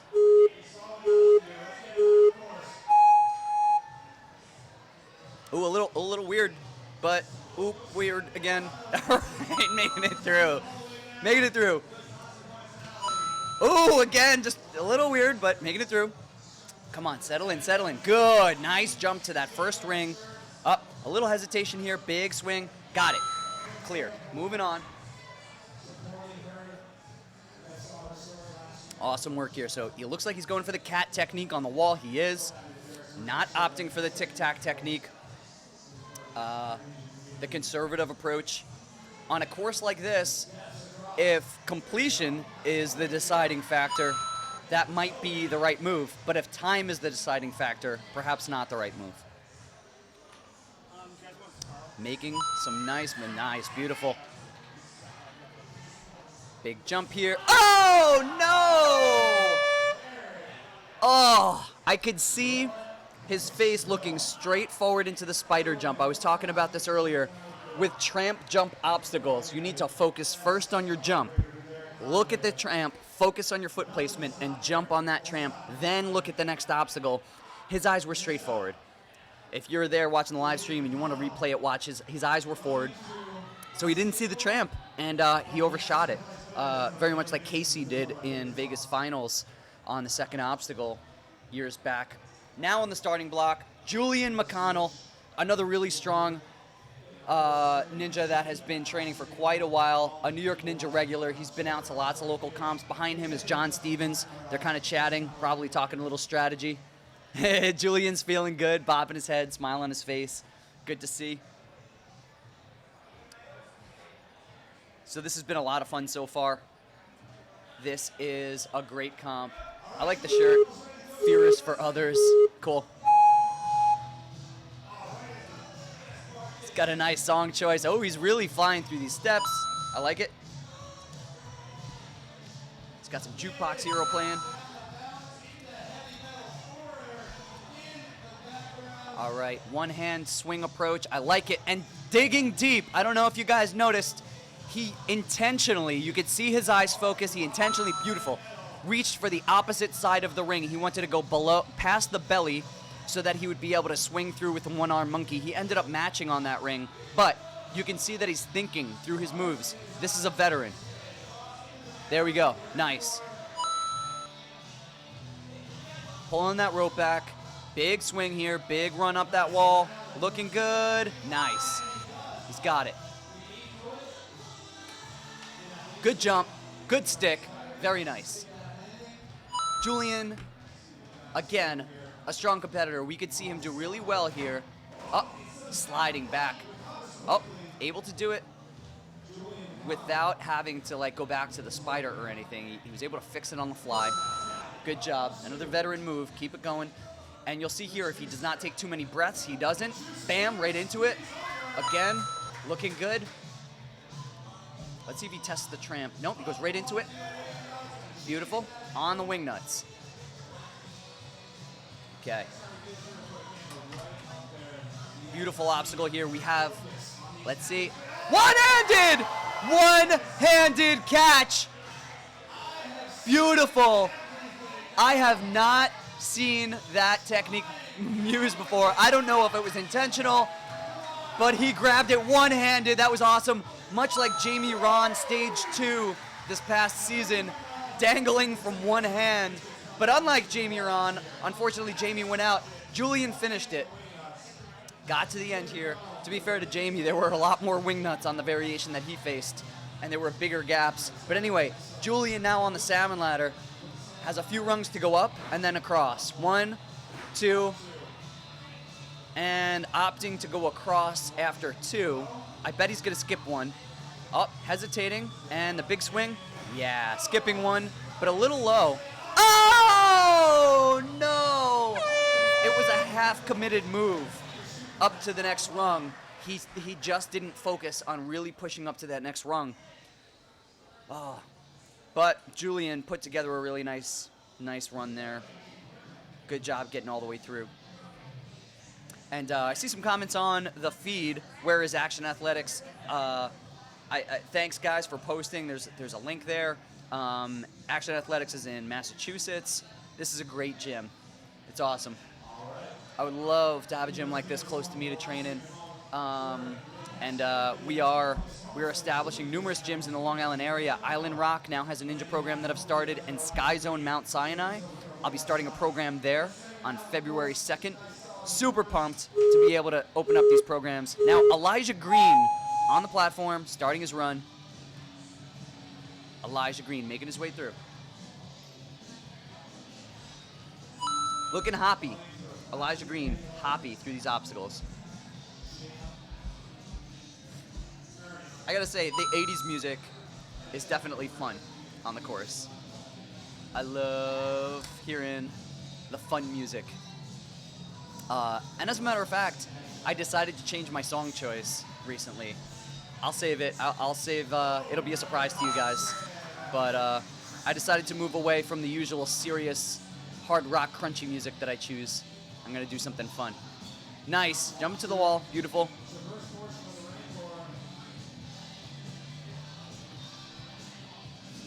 It's a good obstacle to have in the competition where you kind of get a rest from dynamic moves, but it still requires focus. It requires a different type of skill than a lot of the other obstacles. Up the walls, nice, beautiful, that was great. Hesitating here though, you know, if he's really gunning for one of the top places, in moments like that, you've touched the white bar. Oh, struggling, oh, what happened? Oh man, it looked like he had the spider. He was right at the end there, but something happened. He lost his purchase, and yeah, but good run from him. Now on the starting block, one of my top picks also for today. Again, I hate to pick favorites, but he's a great guy, super strong competitor. Comfortable with saying that I expect him to do very well. This is Dave Kavanaugh. He's the owner of TA Fitness along with his wife. They own TA Fitness. He's also a firefighter, and he's a vegan. Love that. He's got that vegan power. I'm a vegetarian myself. No meat, more power. Super clean. You're able to lean out, and if you do it right, you can still get all the proteins and everything you need. He loves it. He believes in it. He was wearing a vegan shirt earlier today. I love it. He's a 4-time American Ninja Warrior competitor. He's a 2017 Stage 2 finalist. Made it to Stage 2. And he competed in Ninja vs. Ninja this last season. And in the comment when he was filling out his application, it asked for notes, fun little stats about you. And he wrote, "We can just let Justin ad-lib, haha." I will. I have some fun points about David to discuss. He used to come out to New York Ninja quite often before he started his gym. Look at he's burning through these obstacles. Whoa, huge moves. Big moves. I wouldn't expect anything less from David. He is gunning. Tic-tac, boom. Love this. Look at this run. He's not even giving me time to talk about him. I'm just yelling because he's just burning the course. Look at this. He's already through the jumping spider, onto the next bar, swinging, right through it. Fastest time for sure to this point. Up the juicer. A little slow, but he's got great time right now. To the Wingnut. Look at the control. Already got plenty of momentum. Boom, yes, awesome. Big Lachey's here. Look at this, one swing and go. David Kavanaugh, this is the run of the night right here. So far, this is the best to this point. David is super strong. All right, a little bit of a rest here because he knows he's got a bunch of salmon. Then that big cliff coming up without a rest. 1, 2, 3. Comfortable on the salmon ladder. Dave Kavanaugh, I feel like this is a competitor, I think I said it yesterday, that could totally be a regular on American Ninja Warrior. You may not recognize him regularly, but he made it to stage 2, Ninja vs. Ninja, super strong. Here comes the cliff grab. Yes! Beautiful job. Now on the 3 balls. One hand. Matching right into, he's skipping the second 3 ball, right into Tron. Right into the circuit board. All right, fixing his hand configuration, switching up his plan. Getting close to the end already. He is already nearly finished with Tron. Now looking at the devil drop. Beautiful. All right, let's see if he can hang in. This is where a lot of competitors have gone out. Yes, he's, oh, David out. Wow, that obstacle. Oh, that obstacle. David Kavanaugh putting together a second place run right there. He is now separated by just about 3 seconds from first place. Lucas Real is still holding off first, holding in first place. David Kavanaugh at second. Najee Richardson at third. Connor Galvin. So you can see between those that have completed Tron, it's only a few seconds. And wow, we have Jake Murray now on the starting block. To talk about a star-studded lineup, oh my God, we had Naj, we had Dave Kavanaugh, Jake Murray. These are all super speedy, super strong competitors. I imagine you guys are all loving this. At least, if you're loving this half as much as I am, you are enjoying life to the fullest right now because this is great. This competition's awesome. I've been hanging out with Jake Murray a good amount. He's staying with me here at, we're actually staying at the owner's house. We're staying at Nate's place. And so I've been talking to Jake a lot. He's a very chill dude. Season 1 on the show, they featured his car that he loves, and he's still got it, he was telling me. He's looking forward to spending some time just really being a professional ninja. And so this is one of the first things we started talking about this weekend. Jake is one of the few people, not so few now, it's getting more popular, but yeah, one of the few people who is a professional ninja. Jake Murray does ninja for a living. All he does is ninja. He goes to ninja clinics, he does things like this, and his prize money, he lives off of prize money and stuff like that. I mean, and he is obviously a huge role model. He sells his ninja t-shirts, his Jake Murray t-shirts, and you can see the kids wearing them and representing, and that's so great that he's kind of putting the message out there that you can be a professional ninja if you want to these kids. It's amazing.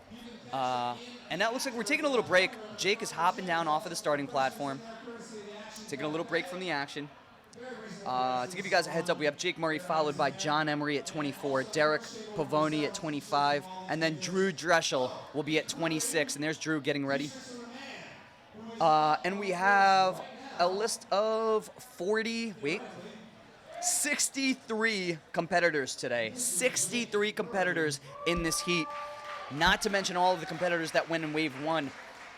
Tons of ninjas. This is potentially, I think this is the most heavily attended pro ninja comp of the year. I'm happy to be here. Kevin Carbone was here, competed earlier. He's still sitting in 6th place. It's awesome to see Kevin Carbone out here. He created the Wingnuts. He created the idea of the Wingnuts and submitted it to the American Ninja Warrior obstacle course competition. Had it accepted. It was on the show, and now it's here in this course. And he had the ability to try his own obstacle here, so it's awesome.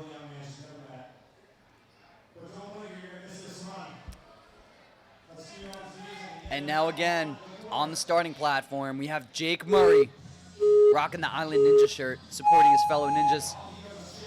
Oh, look at that stride technique. I love it. Nobody has done that yet. Leave it to Jake to innovate. Speeding, jumping straight to the first ring. Straight through that obstacle. Tic-tac, got it, clear. Right through these walls, beautiful. All right, watching the pace that these competitors are setting up, knowing that I'm gonna have to commentate later and run the course at the same time, I don't know if I'm gonna be able to say a word. But it's gonna be interesting. All right, here he goes. I'm just gonna have to book to try and keep up with a pace like this. He is killing it. Killing it. Big jump, nice. Floaty, no problem, looking at home. Jake said he also was sick for a while. Like myself, we were comparing symptoms. Let's see this. Got it, no problem. And so he had to take a bit of time off from training, but he says now he's back and feels better than ever. And you can see it showing on this course and what he's doing, his skills. He definitely looks strong. He definitely looks confident. Pop, pop, pop. Almost a machine gun Mike sort of technique up there. Just crushed the salmon ladder very quickly. Beautiful. Up to the other side now. Big cliff lâché. Yes, locked it. Good job. He's got 3 balls, then he's got the circuit board, and then the ninja killer of those that went the furthest so far. We'll see if he gets there. I have no doubt that he will. He'll get past the circuit board. He's definitely more conservative here. I bet this is his breather. There you go. He's just dead hanging, kind of shaking it out. Taking his time here. He knows he has to save his energy for this next obstacle.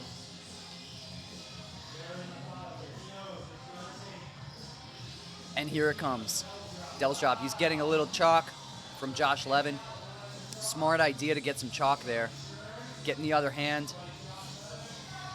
Again, smart. Let's see the technique he uses. Oh, he's skipping one. He's got to go up. There he goes. Nice one-arm pull-up. So he cleared that last obstacle. Now he's on. Yes, he's on the steps. He could do it. He could do it.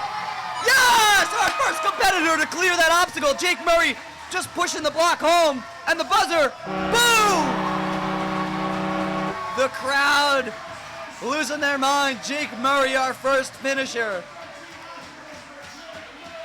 The only one with obstacle 13 on the ranks.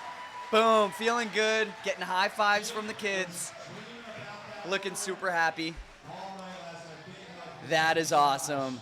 I am pumped to see Jake complete and with a smoking fast time. 2 minutes 29.98. That is gonna be tough. But now, he just sent a message to every other competitor out there. Drew Jeschel just took note. Everybody else here in this run list just took note that there is a time to beat to the end of the course. It was hard enough to just beat that one obstacle, the Devil's Drop, but now you've got to do that plus beat that time. Jake could very well hang in first place right up until the end. All right, John Emery now on the starting platform, now making his way through the obstacles. Looking good here.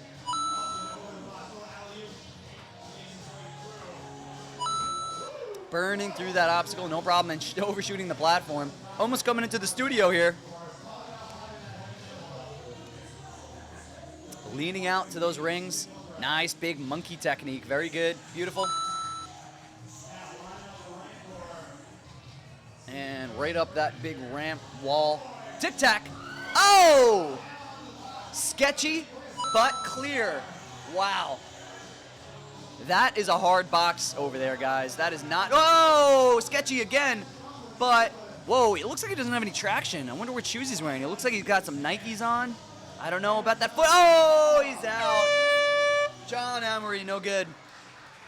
Obviously, the body placement would have been huge there to have a, his body placement was huge in that outcome, but also it looked like his shoes were slipping. You gotta have the right shoes. Gotta have the right shoes. He, the fresh foam Zantis, those are kind of the ninja preferred shoe. I got a question out here. When is Drew running? Drew's up in about 25 runs, depends how long, probably 45 minutes. We got that from the National Ninja League crew here. Drew is number, let me see what number he is. Oh, he's number 26, so actually, that's old data. We are now up to Derek. Derek Pavoni making his way through. He just says pizza on his shirt. I like it. Drew's next. Drew's next, guys. Drew is going to be running after this competitor.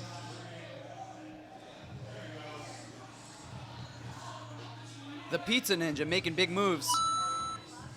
Yes, I've dubbed thee the Pizza Ninja. Oh my God, no. It says here that his nickname is the Pizza Ninja. All right, good. There you go. The Pizza Ninja. Little push across. Fixing his landing. Moving on. I wonder why he's the Pizza Ninja. This is his second year competing in the NNL. And he appeared in Season 9, A&W Kansas City Qualifier. So he's already a competitor on the show. And now, doing really well here at the NNL Qualifier. Not quite the pace of like Jake Murray or anything, but oh, bad foot placement. He's got to fix that first step. And boink, nope, still no good. You can see it's behind. You gotta stick your foot in that crevice. I've been saying this all day. It'll be funny to see me out there and see how I actually do this. There we go. That time you see it was there. You got it in. Now going to the Wingnuts. Boom, nice. It's one thing to know what to do, and it's another thing to do what you should do. So I'm gonna have to put my words to my, yeah, there we go. Put my words into actions in a little while. And nice, good way to get his direction changed onto the salmon ladder. Putting together a great run here. Derek Pavoni, nice run. Taking a little bit of time to shake it off right before the salmon. This is typical. You need to take a little rest here because there's an upper body heavy part of the course coming up.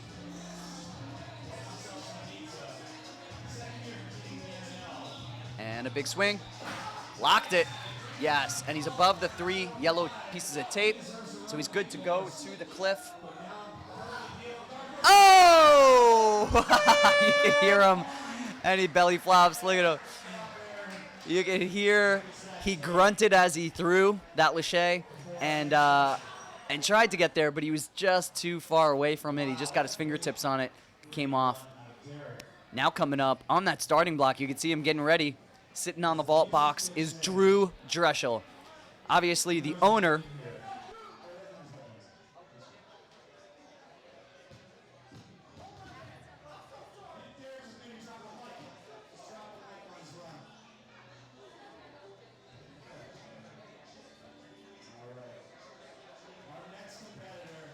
Oh, what's the other gym called? What's Drew's other gym called? Real Life Ninja Academy. I don't know why that escaped me. It's been a long day.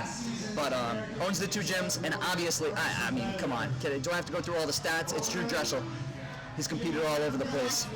Certainly one of the strongest ninjas out there.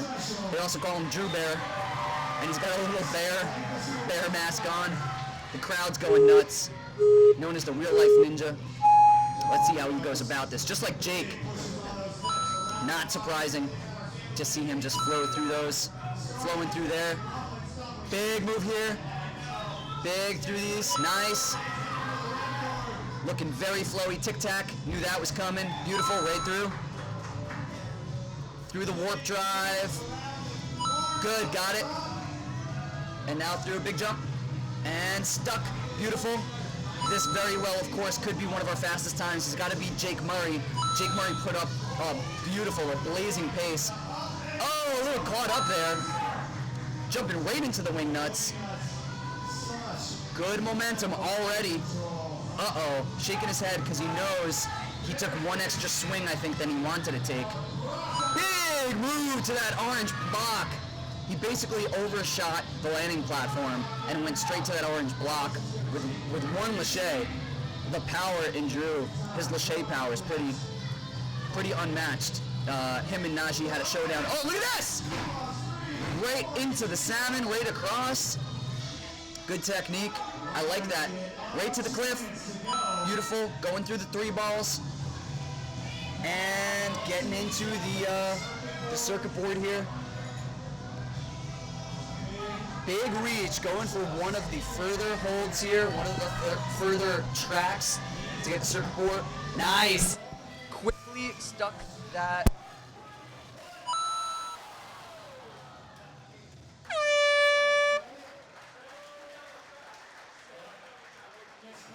He asked a question during the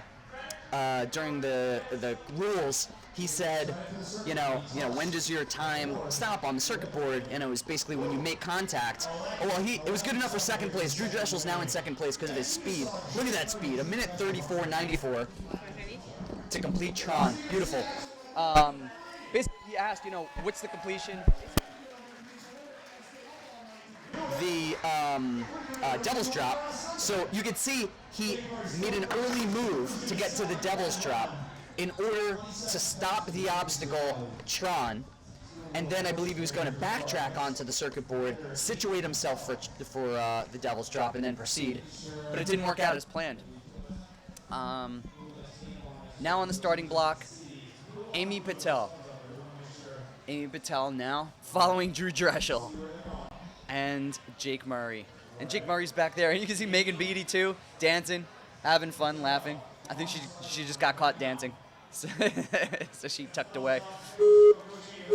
Amy's now about to hit the course. She's a Season 1 NNL finalist. Oh no! And a flag on the course. She went out, touched a part of the support structure going through the steps. Oh man, got to be careful where your feet go. All right, next competitor, Joe Prue. Joe Prue now on the starting block. Question on the boards, is Team Nash here? No, Team Nash, I haven't seen anybody from Team Nash at this qualifier. They do make their way around. I have not seen them here. What else? All right, we got Joe blazing through. Very nice. Some Lincoln Park in the background. Very cool. Joe is looking good. Oh, whoa! Big moves. Nice. Joe is showing some confidence out here on this course. Joe Prue. This is his first time competing, but this is his third competition. So I guess what that means is his first year overall, but third competition overall.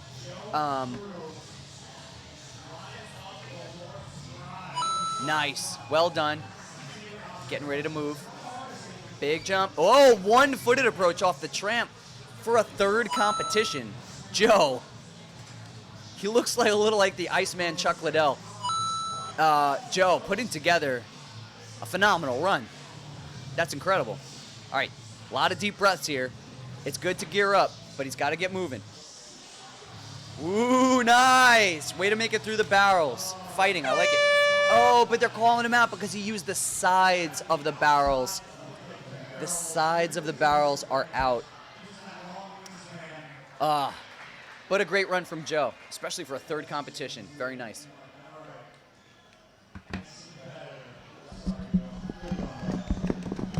We're going to take just a minute break here. Be back to you in a sec.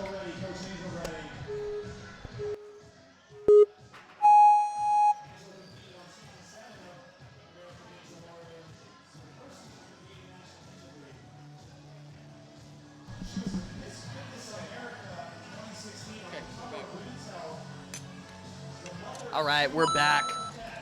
Had to throw some new batteries in the mic.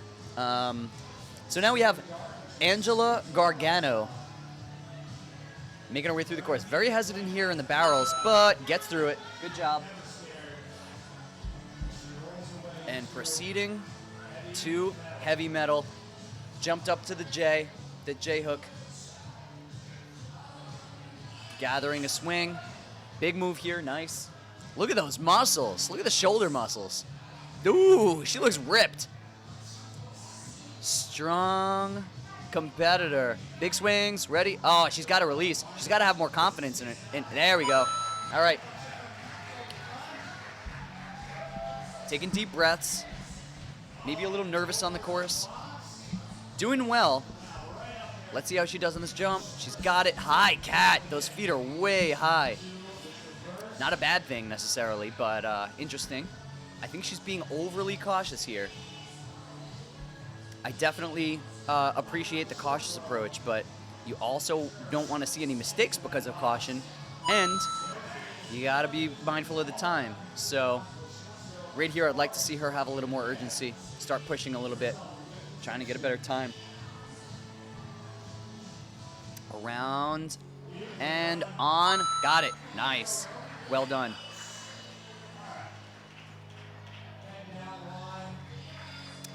Interesting point from the live chat on YouTube. Oh, did not make the spider climb. Yeah, so guys, you're listening in and you don't notice quite yet, there is the ability to comment on the live chat that you're watching. So you can feel free to throw some notes in there, questions, comments. If I'm able to take a look down at it and away from the action, happy to comment or right back, or others can comment. Feel free to interact, have some fun. Now this competitor is Julius Ferguson. Julius down on the blocks, making his way through. Beautiful, over that block, no problem. Through the barrels, no problem. Heavy metal, second rung. I should say first ring, big move there. Wheeling it in, all right, beautiful. Wonder if he's gonna tic-tac, it looks like it. Oh, rethinking it, tic-tac, boom, got it. He's got the tic-tac, he's good. Whoa, weird approach, but he's got it, very nice. He's good to go. He held the rope kind of in front of him as he was running. He kind of kept it low and in front of him. Interesting. Julian's putting together a great run, great slide right there, good dismount. Now, looking at the barrels, the juicer, up and over, very nice. Well done, Julian. Okay, on to the Wingnuts, Kevin Carbone creation. Deep sigh, deep little moment of meditation. Reminds me of Jonathan Angelili earlier on the course. Taking a minute to focus, big jump, nice grab. Throwing the feet left and right, looking good. Throwing them and up, not releasing, and got it, nice. Nice like butterfly of the legs in order to center in. Now reoriented already, nice. Good ability to dismount in the right direction there.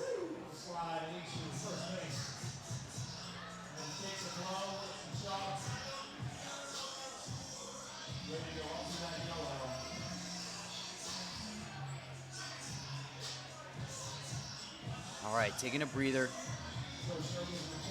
Lots of competitors take their breather before the salmon ladder, before they move on. Here we go.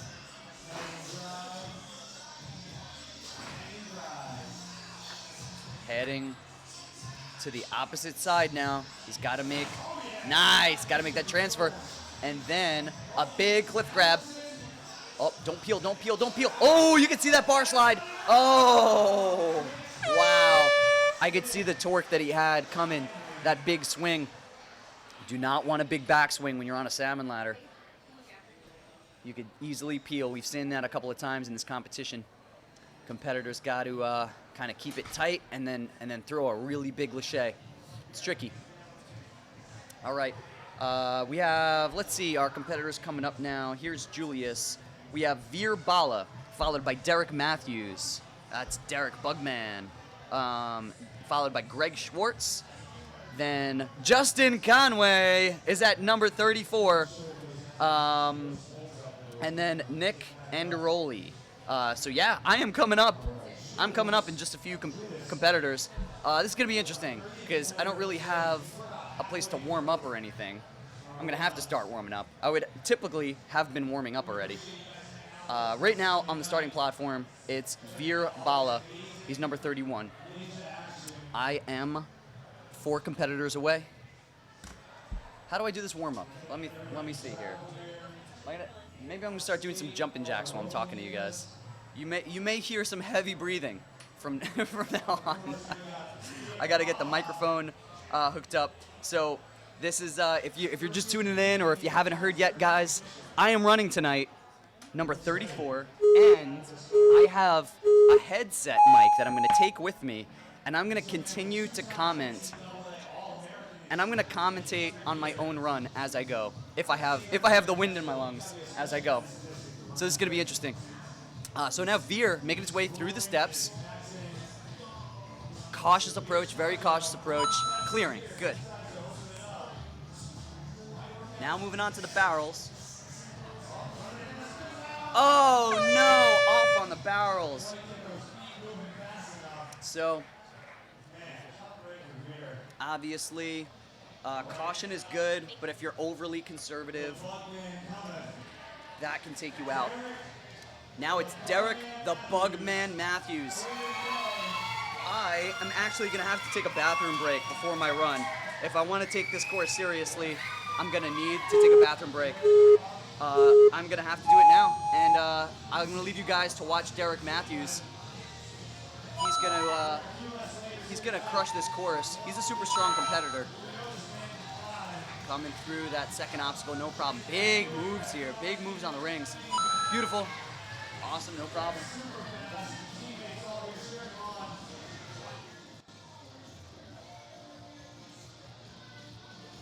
Just a fine, upstanding young man.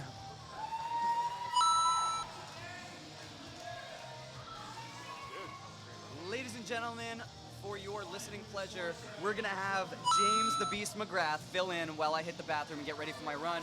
So, hey James! Hey, what's up? I am back again for a limited time while Justin goes and gets ready for his run. He's coming up soon. But right now we have Derek Matthews on the course. Let's see, he's doing well so far. Made it to the first Wingnut. Building up that swing. Looking good. Pretty textbook, going through very efficient.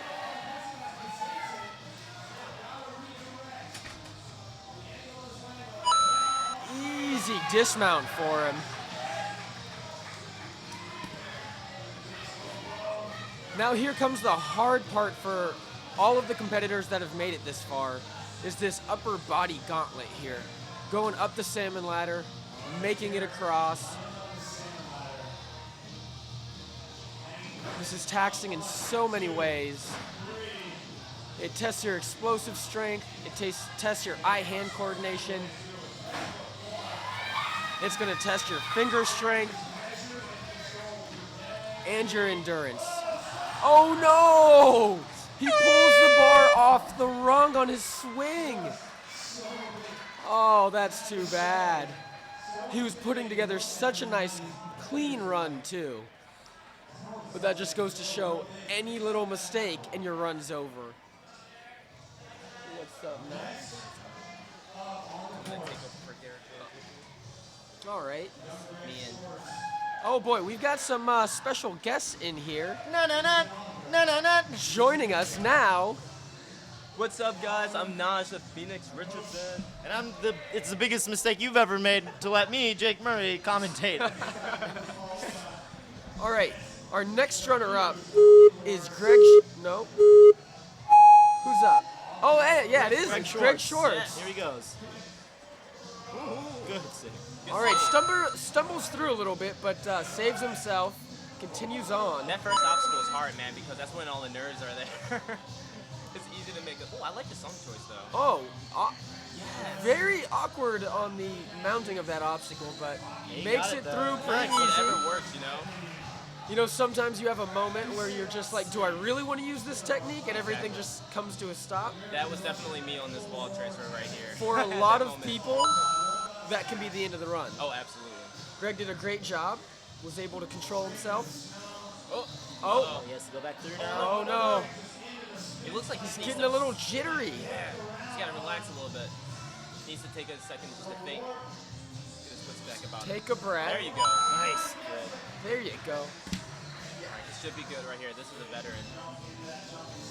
Nice. I feel Easy like into the jumping this was spider. The break right here, the jumping spider. What do you think? Yeah, I agree. The spike slider is not as tricky as it looks, No. even with the PVC on there.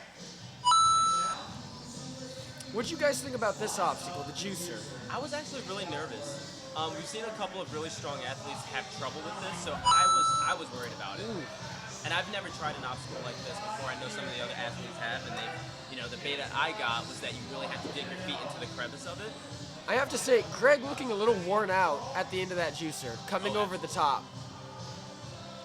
So it may not look like much, but the speed at which you got to go through this course to get a top spot, wearing on some of these athletes. Nice catch, good catch. Now he has to redirect, land on or past the black mats. He's really going on a circle. Yeah, I believe he's starting to get tired.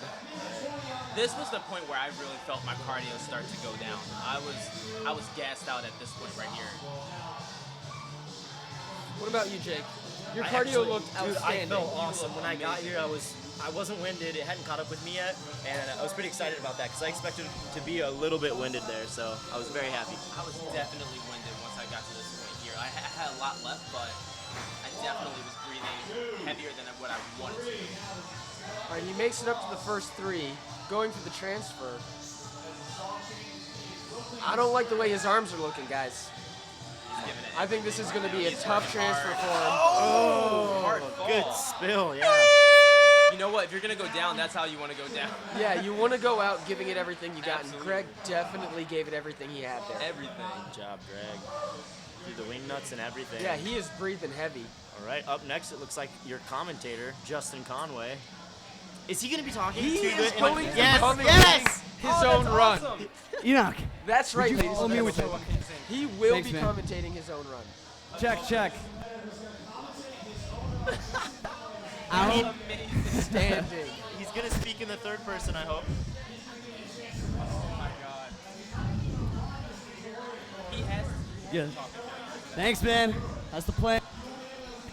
You know what? I sure hope he does. So, can you guys hear me? Nice, awesome. If you've been watching on the YouTube live stream, for tuning in, I'm gonna give it a shot. I just warmed up real quick. I'm ready to hit this course, and thank you, Nate. This is awesome. A little bit. How's that? Better? There we go. Better? I can hear you, Justin. Better? Good. Decent? Okay. This is gonna be interesting. Justin Conway now on the starting block. The boop boop boop beep. just wanna Hands get a off. feed on the live Right through stream the so I can steps. see what people are Not saying bad. about this. And a little parkour-y thing. He's good. All right, now on to balance. He's eyeing it up. Conservative This is approach. absolutely All right, it's clear. Moving on. He's got the I feel like if anything, this is going to tire you out. Yeah, Just this talking is- through whatever this thing is called. This is going to be so much more All right, a little hung up cardio-intensive to the than it platform. already He's clear. is. Up the block. Will he do the tic-tac he was talking about? No. He's going to take the conservative approach. Justin, just coming back from, oh, there we go. Yeah, nice. He's good. All right. Warm 12. Nice. Nice indeed. I wonder at which point he's going to figure out, all right, maybe I need to conserve as much air as I can. Yes. Oh, I lost my mic thingy. All right. Battery pack is dangling.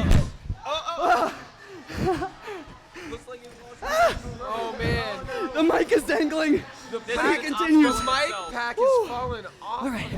He's good. A little It's rest. all right, this is just another Joe Dubuque zone. helping out. Obstacle. So, you've seen lots of competitors take a break here. Justin probably I'm eating up beside way too much myself on time. this run. Fellow competitors telling him to Conway run. doing an He's got to go. He's got to go. outstanding job of commentating his own run. Up and over, no problem. Oh my God, he's losing the headset again. What's going to come up with This is could be a an problem obstacle. for him. You must get your own He's going to throw it in his pocket. That's a Just smart shoving idea. it in his pocket Veteran now, move so- from Justin Conway. Getting some chalk from Enoch. It's just hysterical. You got to have so much respect for this role right now. You I'm can telling hear this he's makes out of it- breath. this makes it hard just by talking and Maybe you should stop going talking through so the much. narrative. Putting All right. the battery pack in his pocket. 1:30 now. on the Veteran clock. move by Justin. He's got this Veteran drop. move by Justin Conway. He's got to jump up to the wing nuts. Bit of a So daunting he's doing jump. the third person, Is he going to test it?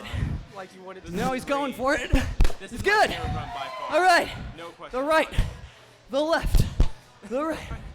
All right, looking good. Good momentum here. He's getting ready for the throw. And got it. Good. The forward. The back. I really. The forward. Oh, he's got a little goodness. All right, he's got to settle it. Taking his time here. Oh, eating up a lot of time. Yeah, he's having some trouble with his swing, getting this dismount. Big going. throw. This there, he fixed Big it. dismount. He's on the. All right, he's good. All right. 50 you seconds. can hear it in his breath. This is not going to be a top Definitely place. wearing on it. Still so out of breath. And as you said, this seems to be the spot where all of the cardio intensity. What's he going to do here? Let's see the You know technique. why though? Because you just All right. got off the wingnuts. Getting up to the Everything's so ladder bar. straightforward in this course that you get off the wingnuts and you It's just thinner than he let it thought. kind of stop. And the second Up you onto the stop, salmon. What is this? What is he going to do? you realize how tired you actually are. He's doing the whip technique. Woo! He's good though. All he's got to do is fix it. Wow. Offset Yeah, by offset by 2. two. Saving it. He's got to get up one more.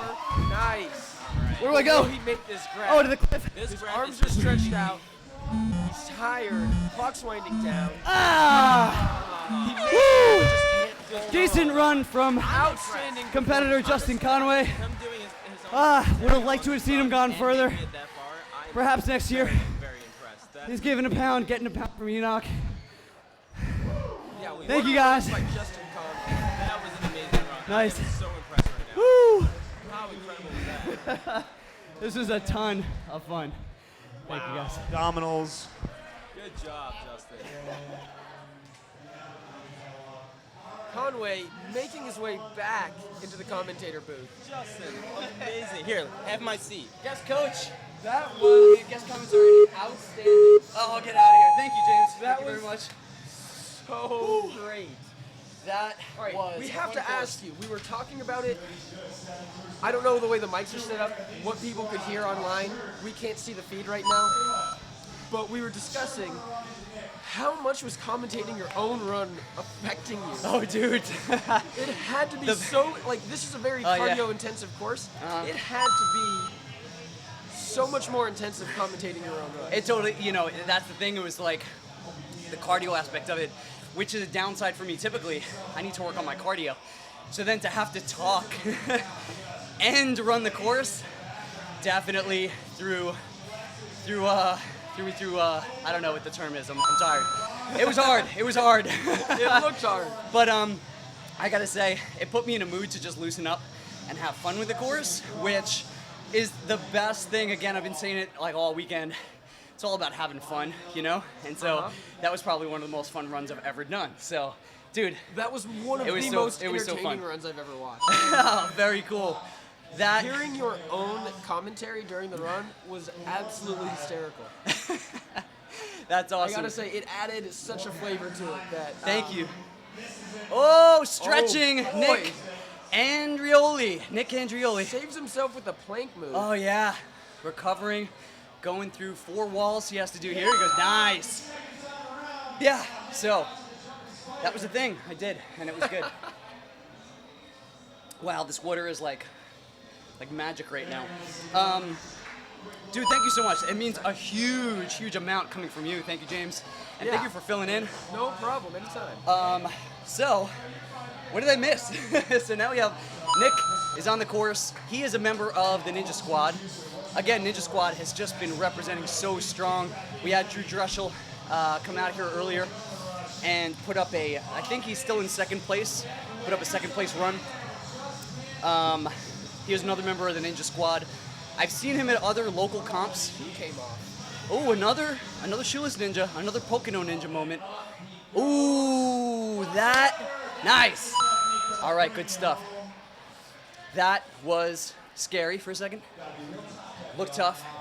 James, are you sticking around or are you gonna head out? I need to go use the restroom. All right, cool. So I'll James be will be back back. in a James will be back. Awesome. Okay. Nice. All right, I'll see you in a minute, buddy. So Nick, taking a lot of time here to get to this next obstacle. I know how it feels being up there. It was a high jump. You don't recognize really how high that is actually from the screen. I'm in the studio here. I'm watching the screen. It's hard to tell. It's a big drop down. Oh man. Oh, just missed. But good job from Nick. Well done. Very nice job. He looks like he's all business.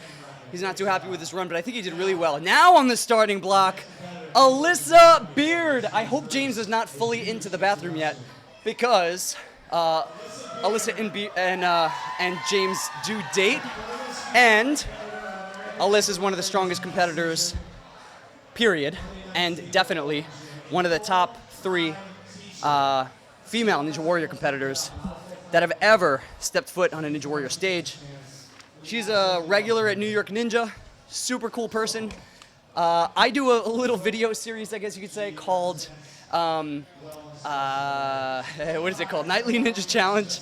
I'm still recovering from my run, trying to get my brain back. And she did a Nightly Ninja Challenge with me. This is basically when we go to hotel rooms as ninjas, we create challenges. James was there. Alyssa and I were doing a challenge. I had no part of that. You guys were getting crazy. James was sketched out about the whole thing. I thought it turned out to be very fun. It was a lot of laughs. Alyssa's looking good through the first 2 obstacles. She's looking really solid right now. And she's got a fun song on. Is this Backstreet Boys or This NSYNC? is Backstreet Boys, Backstreet right? Boys. Yeah. Nice. In sync, excuse me. Oh, it is NSYNC. Cool, there you go. I wasn't Wow. sure. All right, making her way across this. Nice, comfortably. Very nice. Yeah, looking very good on the course. What's it like? Is it nerve-wracking watching Alyssa?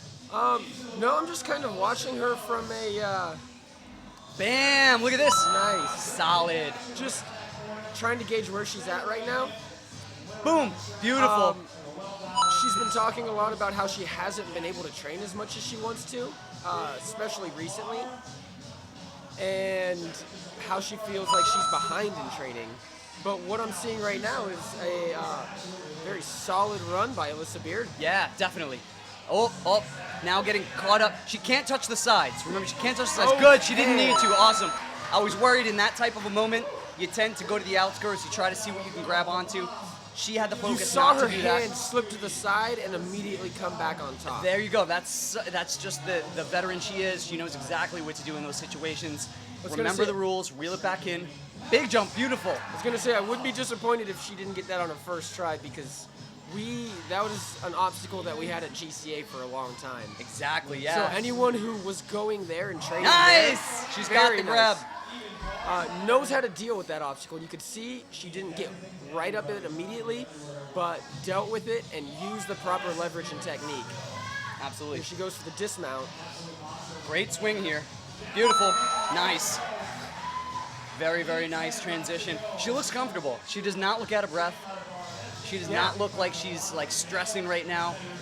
She looks like she's in the zone. I'm feeling really good about this run. She's definitely looking good out there. I can say she's definitely gonna get this salmon ladder Beautiful. from how she's looking. James calling it. I'm Here comes the next one. curious as to where her finger strength is at here for Boom! Locked it. I love it. this transfer A here. big transfer. Big transfer. Come on, get it, get it, get it. Oh! The peel on the cliff. Just Great peeled job it. from Alyssa, though. Solid Yeah. run. Really good time. She booked right through the whole time. Now holding out place. first place. by 10 seconds. 10-second lead Oh. on the second place competitor. Second place has only completed the juicer, so Yeah, look at that. So there's plenty of room. there's plenty of room for girls to come in and swoop up those top Absolutely. three spots. But we got Alyssa followed by Mia and McKinley, Megan, and Casey. Such strong athletes. And Nikki Perella holding on to the 8th spot. Now it's Carl Fantuzzo, Big C. Oh, one of my favorite ninjas. Who does not have Carl in their favorite ninja list? I mean, come on. He's a good guy. He's the owner of the Warrior Factory. Carl and I actually just worked together this week. We put together the show, the Harry Connick Jr. show. Carl and I designed an obstacle course for Harry Connick Jr. and Jesse Graff to run through. Yeah, I saw that on your social media. That Dude, looked it was so outstanding. fun, and Carl was so fun to work with. He brought out some great obstacles from the Warrior Factory that Jesse and Harry used on the show. When can we see that? February 2nd at 2 p.m. Thanks for asking, James. Oh, February no, 2nd. I'm asking for myself mostly. February 2nd, 2 p.m. on Fox. So it's a day show, 2 p.m., but tune in if you can. Set your DVRs, people. Yeah, you'll see me in the background. You may see Carl on the back there in the studio. Oh, close, but he's good. Clears it. He's got it. Cranes the dismount. So we set up 4 obstacles, and Jesse and Harry went head to head, and you got to tune in to see how they did. Oh, no! A little slip. It's got to go back, go back. Oh, come on, keep him up. Carl struggling here on this obstacle. Wow. This is surprising, but I know Carl, and I know he can figure it out. Oh, no, he was way too high on the rope. He's got to get lower on the Gotta rope, have and he's got to keep his the right chest. angle on this swing, Yes. which he is just Jeez. not figuring out right now. You know, part of the problem is his height also, because the higher he is on the rope, there we go. he's good. Yes. The higher he is on the rope, the closer he is to the center of the room, and he's a shorter guy. So I'm happy to see him stick the spider there. He's booking now, making great time down the slider. Great dismount. Beautiful. He's got to make up time here. No rest. Beautiful. Oh, no. coming down the on the juicer barrels. rejects him. Come on. Big deep breath. Gearing right back up. Oh, man. And the juicer said that fruit is not big enough. Oh, once again, thank you for the Come on, arm Carl, let's get up there. Oh, come on, come on, come on. Oh, man. He stuttered right before he took his last attempt, and it Carl was out on just... the juicer. Man, I gotta say also, Carl is also just recently recovering from being sick. I spoke to him a couple weeks ago, just before the Harry Connick show that we did together. He was like really sick and was just kind of starting to get better, but still not feeling great when I last spoke to him. So to put together a run like that is great. You know, I knew that he came out here without having much training, as a lot of athletes have, you know, myself included. So when you leave it all on the course like that and you try your hardest, still get props. We know how strong Carl is. And now on the starting block, Jean-Claude Jacquin Saucy. All right, yeah, saucy. He's saucy. So Jean-Claude was a regular at GCA when we were having adult nights there. Yep. Very strong athlete. 2 years ago, completely tore his bicep.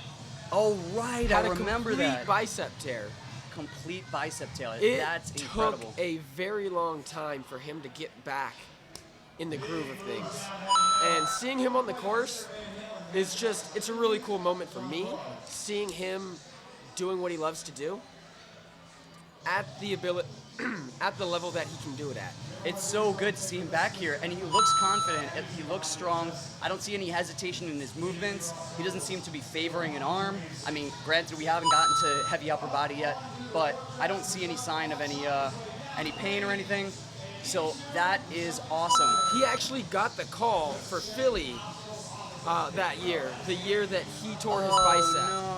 So he gets the call, and then weeks before he tears it completely. Oh man. And he's just now getting back That's to. so disappointing. And he was one of the athletes I was excited to see that season. Yeah. Because of how strong he was and that he was an unknown. I trained at GCA with him. I remember him training upper body in that side room a lot. Yeah, very strong Outstanding athlete. walk-off strength. Yeah. I'm happy to see him back. I hope. Oh no! Botches man. the tramp. That's Dude. unfortunate. I really wanted to see him on the upper body gauntlet yes. there. So did I. Man. Unfortunately, we're not going to get that because one little mistake on the trampoline. All right. Still a strong run. He did look good out there, and I'm happy to see him back, recovered, and ready to crush courses again. This is Matthew Rich. Matthew Rich now on the starting platform, and he's leading us through. Let's see, we have, he's the 39th competitor of the day. Nice work through the quad steps, looking good. His day job is to kill beetles. That's interesting. I'd like to hear more about that, but unfortunately, he misses the grab, going too fast. Wow, and out, right out at the rings.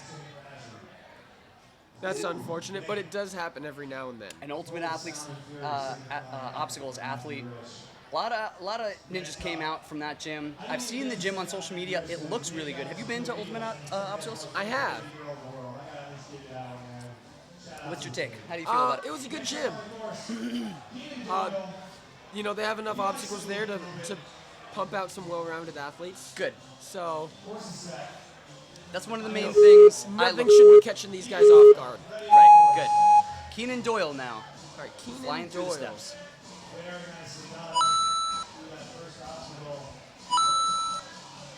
Beautiful job. Big jump to that second one. Nice. Good Nice. technique. Well, Oh, doesn't go held on the back first on that swing. dismount. All right, looking okay there. Right up. Is he gonna tic-tac? Nope. He's gonna play it safe. Reflecting back on my run, I went for the first rock hold. I mean, I could have at least jumped to the second or third, but in the As he heat of comes the up, moment, is he going to use the tic-tac technique? dude, I totally wanted to, Nope. and just in the heat of the moment, Nope, I'm playing it safe. That was my favorite. That was my favorite part of your run, I think. That was really fun. I didn't have, going back to your question earlier, I didn't have like the half a second that you might have to contemplate an obstacle. I dedicated that to talking sometimes, so like it was kind of a blur. I didn't have time to like think about things. But all right, back to Keenan. Meanwhile, Keenan is actually looking very good on this Very course. strong. Big jump here. Nice. Got the grab, no problem. Nice. That's a veteran move right there. You see, you put your legs up to limit your left-right rock or your forward-back momentum. That's the way you settle your swing. Looking at his competitor profile that we had, this is his first year doing Ninja, and that's surprising with how well he's moving through this course. His biomechanics are really strong for a first-year competitor. All this right, is only his fourth NNL competition. Nice, he's got it. Only his fourth NNL competition. As we saw, he did have trouble controlling himself and dismounting there, but he still got it. Right, he figured it out. Mouth open, breathing a little heavy here. Quick learner. So we'll see Obviously how strong. he does. This is his first year.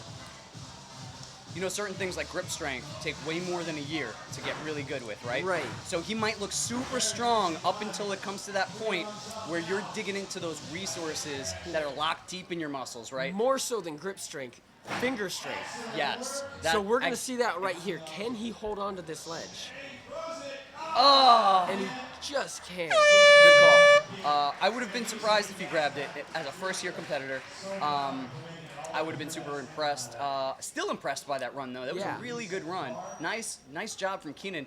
I hope he continues to train, and I hope we see him at some more comps. And next year in the NNL, I could certainly see him. Yeah, looking get to the really finals. good. Looks like he probably came from a little bit of a parkour background, the way he was running through the course. Yeah, just really good flow. Good movement, good flow. Nice body control. Absolutely. Work on the upper body a little bit, Keenan, and you are going to be crushing it. So now it's Brian Santor, and Brian Santor just got a pound, and he's talking to Drew Dreschel right now. I believe he trains with Drew. He does. He's at New Era. Yeah, New Era competitor.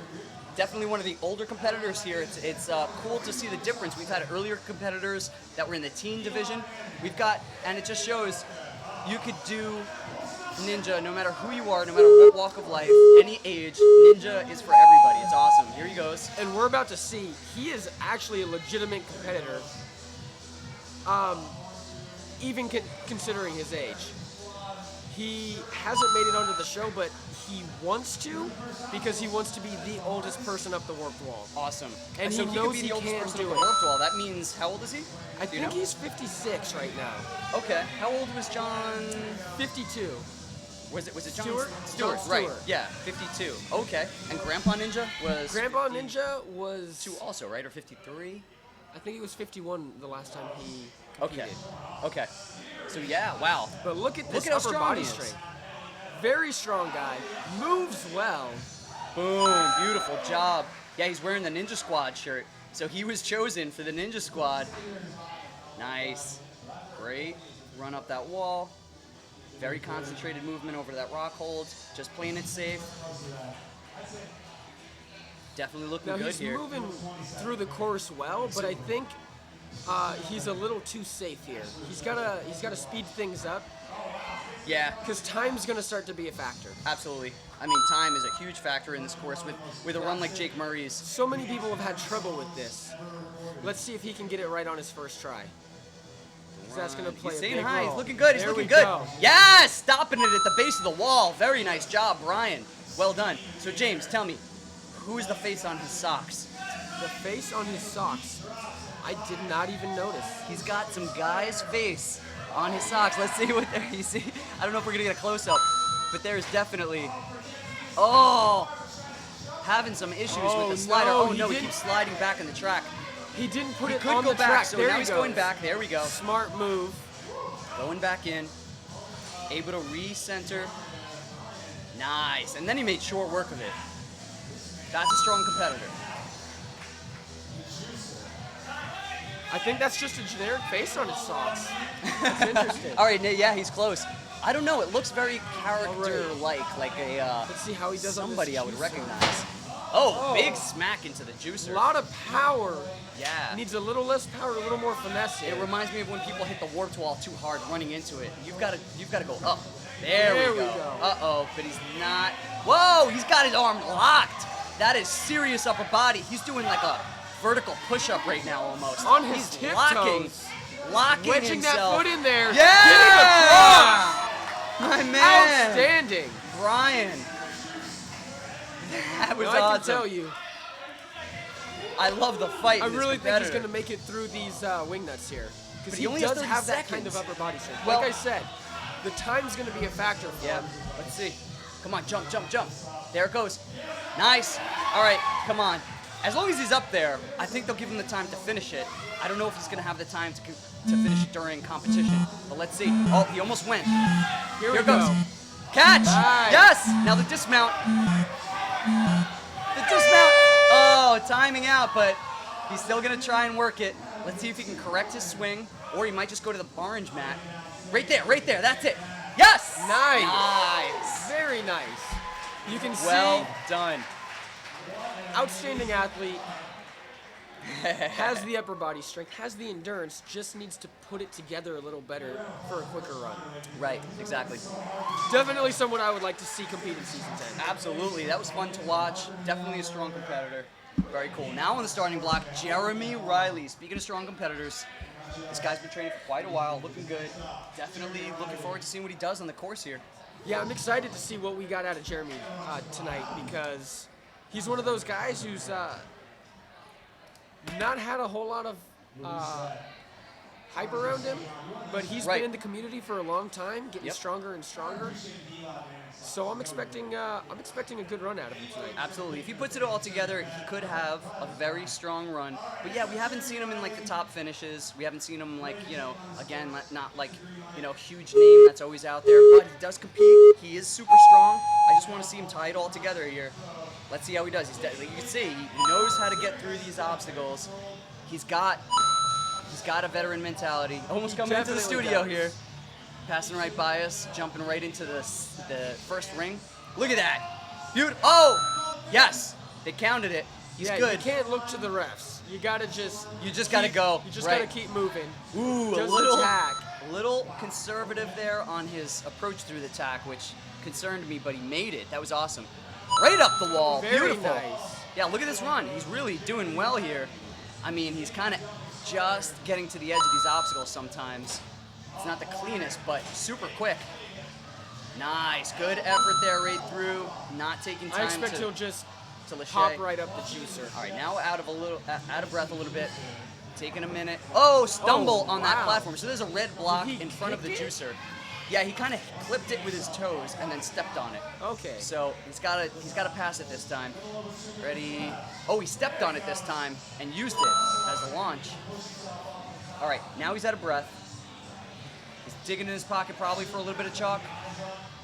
Or maybe he's just, I The don't know. old chalk in the pocket trick. Right up to the wingnut. Nice. Good tech here. Looking good, yeah. I like the way Nice. he started that swing. Yes, he kept his arms locked, which is interesting, and he's doing it again. To kill the swing. Yeah, very nice. Very Oh! Wow. Once again, at the edge of a platform. He's making me sweat every time, but he's making it happen. He's got a good time, too. Well, with someone with as much experience as him, you feel comfortable just coming to the edge. Yeah. Putting in just enough to get there. You know what? That's a good point. He probably knows when to take those chances. He's like, nah, I got this, right? And he's getting just barely there, because if he didn't, it would take an entire extra swing. That's 1, possibly 2 seconds that you're losing. But, I mean, to the point of time, he's taking a long time Yeah, right here. one of the things this course has been doing is exposing athletes' cardio. Yeah, absolutely. And it looks like... Oh, look at the face! Oh, yeah. Oh, right up! And trying to fix it. He fixes it. Nice. He's Make his way. finishing. Yes! To the top of the ladder. Oh, but Now he a is big looking lachey. gassed. Oh! Well, you can hear the primal scream as he let that lachey go. He stuck Grabbing. it, but he just didn't have the strength to Yep, continue holding grabbing on. the cliff, but couldn't hang on to it. Looking beat. Yeah, definitely looking tired. Now on the starting platform, Jonathan the Giant Alexis. Jonathan Alexis. Jonathan has a lot of fun on the course. Fun fact about Jonathan, he used to compete with his dad, and the first competition that Jonathan and his dad, also Jonathan, came to was New York Ninja. And I remember seeing them at the competition, and they stood out because John's tremendous, and they were a father-dad, a father-son duo. So I remember seeing them, and they always stuck in my mind. And then rapidly that year, I saw Jonathan just pound the training and just get so strong. And then he became John the Giant Alexis on the show. I mean, now we know him as like a staple from the show.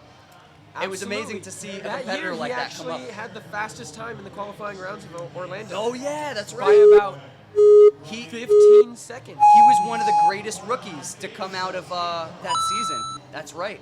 So I remember it's. And he is flying through this. Wouldn't expect course anything so less. And he's such a big competitor. He does like to go fast. Yep. I expect a tic tac here. Definitely. Out, no problem. Yeah, he is such Look a at the large size. competitor that No problem. making some of these big moves isn't such a big move for him. Right, exactly. He's able to just cut through so much of the obstacle just by leaning out, you know? I mean, look at this. He doesn't even have to run. He just steps right up. He just like wormed over it. I assume he's just going to reach for He's it here. booking. Well, he has to make a dynamic move. He's not allowed to static it. There he Okay. goes. So, yep, as per the rules of the course. But look at that. He's still made a dynamic move. He's got great flow here through it. Beautiful. His time is excellent right now. I wonder what approach he's going to take on the Salmon ladder. We've seen a lot of varied approaches. He's got such a large wingspan. He can easily skip numerous rungs. Oh, no! Misplaced bar. I was going to say he's probably going to take the approach that the Naj, the Drew, and you saw Jeremy take, because that's the same approach he took in Vegas last year. Nice. On stage 2. James, I love that you know these stats so well. I love that you really track these things, and I think that's what makes you a really strong competitor too, is because you know what works and what doesn't work. You know what the preferred techniques are. Thank you. Yeah, absolutely. Yeah. When you His salmon ladder technique in Vegas was the most surprising I'd ever seen, because he just hopped forward and then made a backwards move. Blind. He made the jump blind going backwards. Right. Yeah. Yes, that was incredible. That's right. Yeah, and we've trained that. Have you trained that move in practice? I have trained that move. Yeah, I have too. It's sketchy. Yeah, do I would not never. like that. I would never do that in a competition competition ever. The whip It takes an extreme amount of confidence. extreme. and Yes, guts. absolutely. Because you have to remember, not only is it just sketchy to throw yourself backwards, everybody who's watching, not only is that sketchy, but you have no idea where the rungs are. Right. You have to estimate. You don't know if you're catching immediately You or can if you're hit going to drop the face down. of the rung. Yeah. The tricky thing about a back cast, though, is that if you keep throwing your hips, then even if you do hit a rung, your momentum will pull you, and you should hook the lower rung. But it's just sketchy. You can't feel comfortable doing that. Yeah, unless and I guess you also you're John don't know Alexis. if you're going to drop 2 inches and catch it or Right. 12 inches and catch it. Exactly. Right. So- All right, now the leaderboard. Jake Murray still sitting in first. Drew Dreschel is second. Look at this stacked list. Lucas Real holding out third place. Lucas Real was our first competitor to complete the course and sat in first for quite a while. And then some other competitors came along, just kind of bumped him out. He fell. Oh, did he not complete? No, he fell? did not. He Oh, fell. okay. Apologies. But still sitting in third, looking good. Oh, that's right. He didn't complete the devil down thing, the devil drop. Right. Okay, Brianna Thompson, now on the starting platform.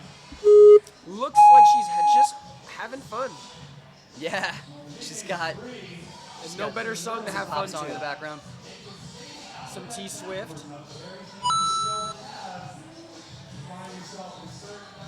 Another Ninja Squad Very member. cautious approach here. I'm surprised to see this approach out of Brianna, Yeah. especially with the limited fail rate on the fast approach. A typical balance obstacle, you want to gun it, chest forward, keep your momentum, and book. She made her way through the first obstacle very well.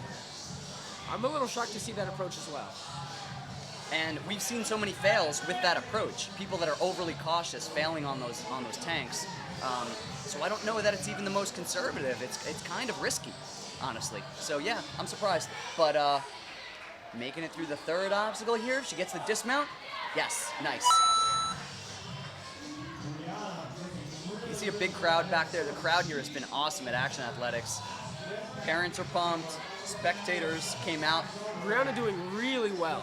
I gotta say, she was one of the first people in the gym when Drew first opened New Era Ninjas, and she's been sticking with it and improved so much. Awesome. So that's great. It's really nice to see her having such a clean run right now. Oh, just the trip up there on the just walls. as I say it. A little more to the angle. Oh no. This is a tricky Oh, obstacle. keep because, it up, keep it up. No. Oh, she's out. A lot of competitors Skimming are going water. straight to that third wall, and you can't really see. But if you look at where the rope is hanging straight down, it's more to the inside. So if you jump straight towards the wall, it's going to pull you away from it. Exactly. So you need to jump to the outside, Right. to the right You from need- what you're looking at, Yeah. the right side of the wall. That's right. And the rope will pull you into the center of it. You need to take a circular approach to it. You Exactly. can't gun it towards that wall. Yeah, the circular approach will get you there. You have to trust the process. Now, Christopher Peoria. Wow, rocking some old school ninja gear. Yeah, I love it. The Sasuke colors, the stripes. Woo! A little sketchy, but brought it The to Rising end. Sun headband. I love it.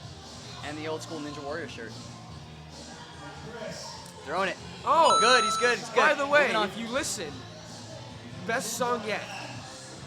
What song is this? This is the Pokemon theme song. Oh, yeah. Nice.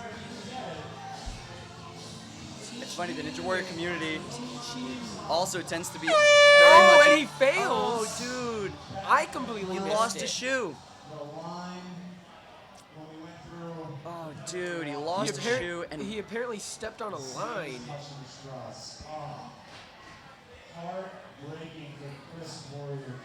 that's the first competitor today to have a line fail, I believe. Competitors have Wow. been really good at passing the lines. This is a really well set up course where it's easy to proceed past the obstacle.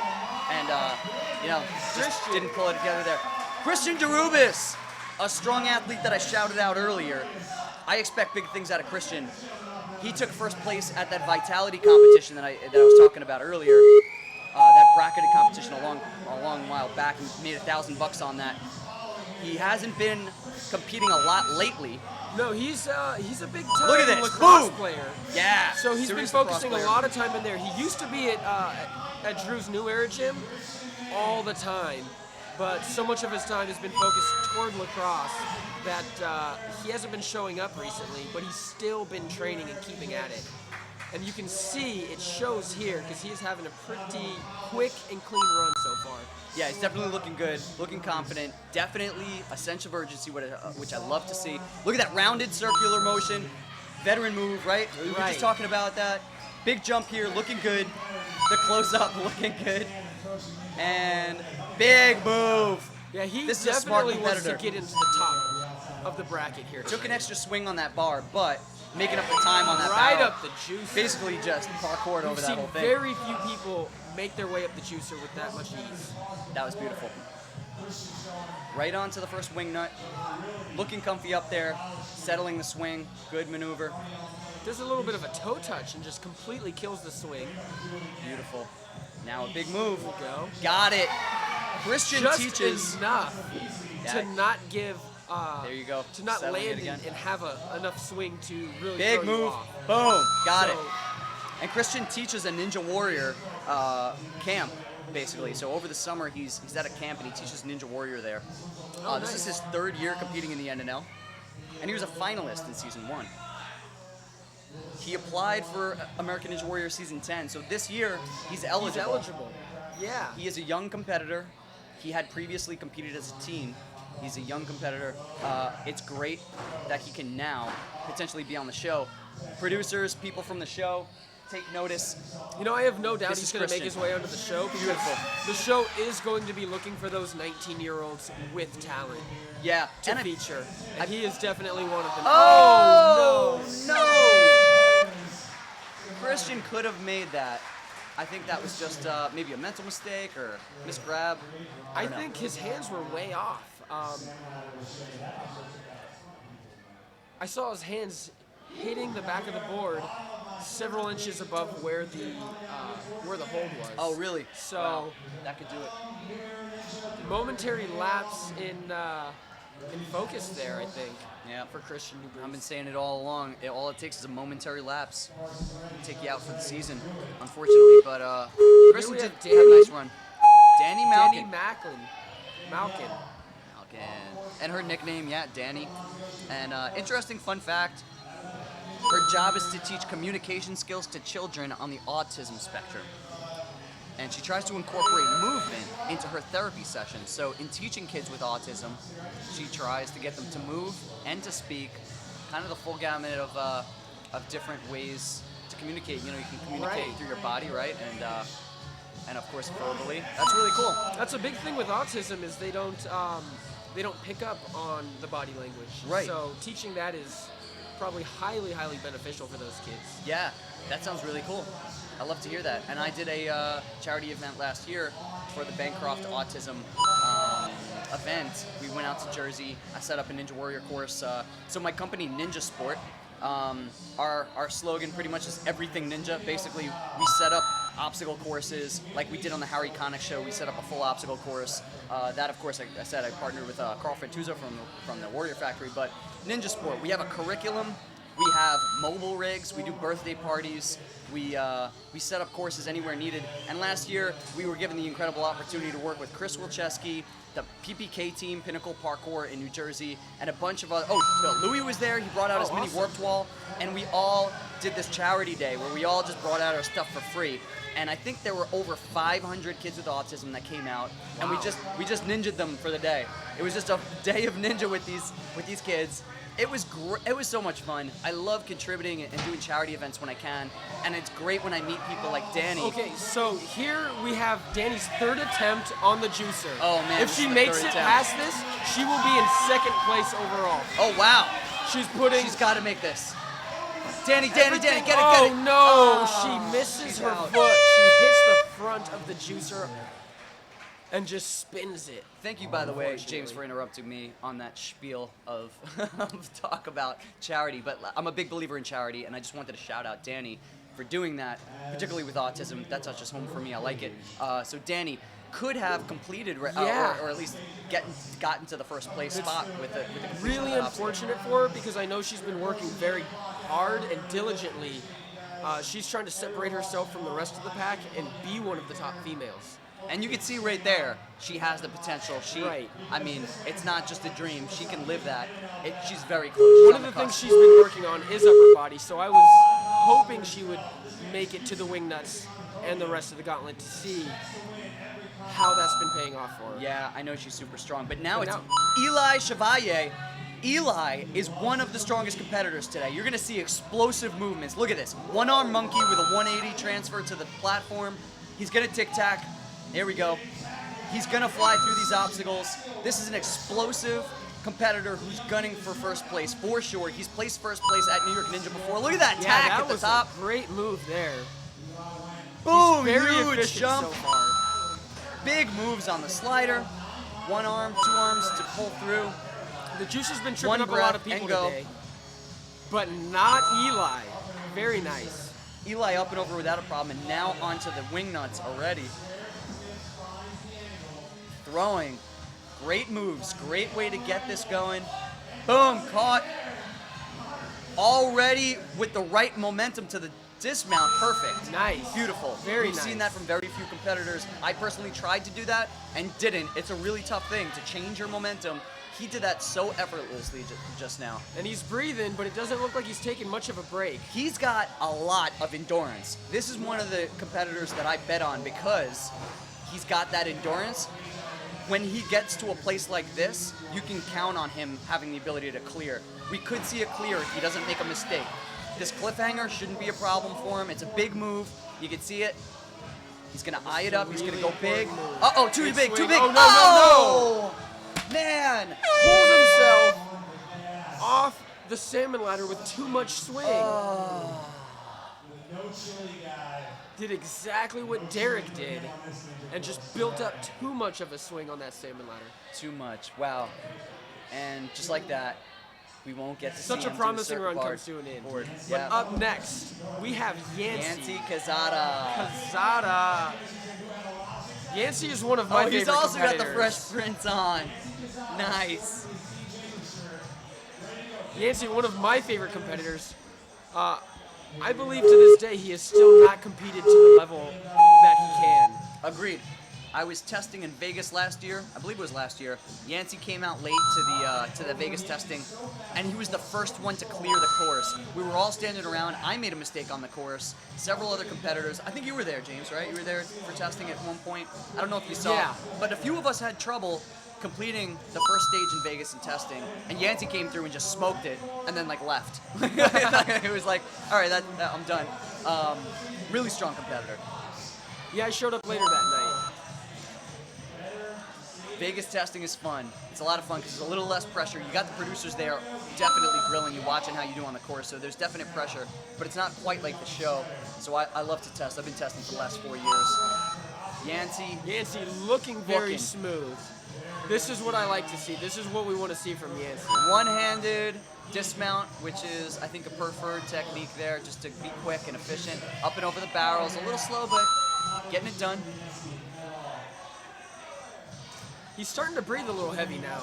A little bit, We'll but see. settling his swing quickly and easily.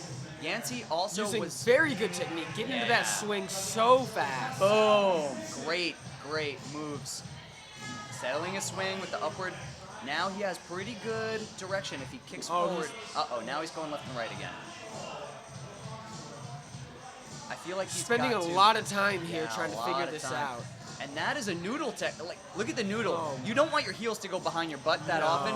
He's noodling. And that's really surprising No, to see he's- out of a competitor like Yancey. He's trying to build swing. This is it. forward This is and it. He's back. got it right there. He figured it Oh. out. All right. I feel like there were a few opportunities for him to get in the right direction, and he didn't know to take advantage of it. It may have just been nerves in the moment. But I feel like the one thing that's been holding him back is his mental state on the course. If something goes a little bit wrong, it Yes. turns into a big thing for him. Yes, I agree. But let's see how he recovers from that. You know, the good thing about that is, He's strong enough to where that shouldn't matter. right. Oh! Surprising. Pops his hips too much. He gets too much height and not enough distance out of that, and just can't make it to the cliffhanger ledge. Wow, it's a big move. Getting a hug from Drew Dreschel. See that smile on his face? He's definitely loves this. Yancey's a fun competitor. He's been training for years. He's been a New York Ninja regular. He's a friend of mine. Great guy. He's also a ninja coach. And Fantastic coach. Yeah, he's a really good coach. It's actually I hooked him up with his first ninja coaching job at a gymnastics gym, and then he got scooped up by the Ninja Academy, Drew Dreschel's gym, and he was working there for a while. All right, now Robert Cassiano, making his way through the steps, looking pretty strong. He's got a superhero T-shirt on, Captain America style, running through. Nice. He Grabbing is the J. Robert the Marvel Cassiano. Oh, nice. He's into Marvel. That explains the Captain America suit there. Very cool. He has a large collection of Marvel shirts that he wears to all of his competitions. Oh, no! Tries the tag technique, lands unstable, and ends up shooting him back into the wall. Yeah, his body was entirely inside that lane. He didn't bring his body over the box, so he hit it on the side of the box and then just went into the wall. Props to him for going for it though. That's a daunting jump right there. We have a Ninja Squad member getting ready to come up. All right, here is the leaderboard. Jake Murray is still first, and he's the only person to finish. Then Drew Dreschel, followed by Lucas Riel, David Kavanaugh, Najee Richardson, Connor Galvin, Josh Levin, and Jonathan Alexis. Look at this leaderboard. Yeah, this is... Look at who turned out to this comp. This is That's ridiculous. the most stacked in-and-out qualifier Ever. of the season. I Probably want ever. to say ever. Yeah, ever. I can think of some other ones where it was pretty darn stacked. Maybe ever. Let's say maybe ever, but definitely of the year. Yes. Absolutely. All right, our next competitor, David Carroll, tore his Achilles 10 months ago and is competing to gain experience and confidence in his ankle again. Wow. This is his first year competing in the In-N-Out. Achilles is a serious injury. To come back 10 months later and be in condition to compete is impressive. Yeah, you see him, he's very tentative, so that's gotta be the Achilles tear. Could Honestly, be. to me, it has always been... Oh, very conservative like here. a- Again, I don't like this approach. I don't like this. You use too much. You see that barrel wanting to roll on him. You use too much toes and you're out. And it takes so much time. Yeah, it Oh. kills the clock, Man. and it is very risky, because it's once that barrel starts to move on you, it just goes. Yep. All right. Again, overly conservative here, I feel. Oh, no! Wow, dangling. The grip strength is strong. You can see the spotting there from Connor at Action Athletics. Spotting game strong here at Action Athletics. These guys are great. Coaches all over the place. Yeah. Nate's talking about his Achilles injury and how he's back.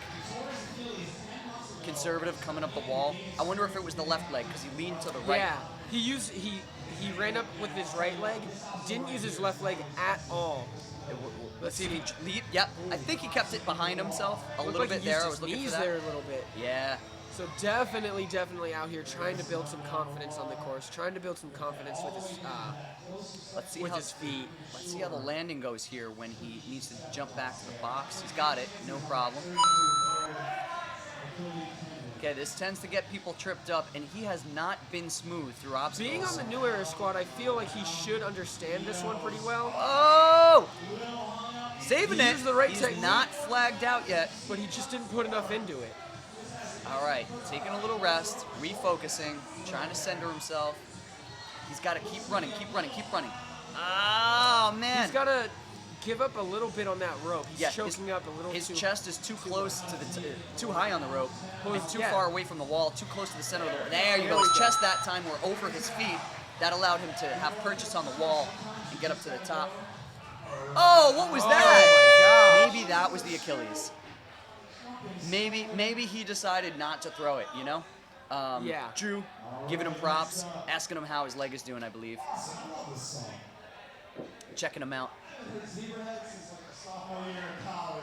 All right. Well, glad he's happy and healthy. I'm glad he didn't go for it if it was going to hurt him. Right. You know, that's a smart move and impressive to get to that point. And after again, like Yeah, impressive to 10 just months be back is to not training. a long time. Nah. You know, you've recovered from you had your shoulder injury last year, right? Yeah.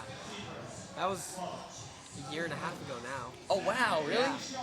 And I mean, I remember it took a long time for you when we were having conversations about getting back into training to feel comfortable, right? It was 10 months before I could start training again. So to start, not to mention feeling good Yeah. about your training, right? So I'm just now starting to feel good about my training. awesome.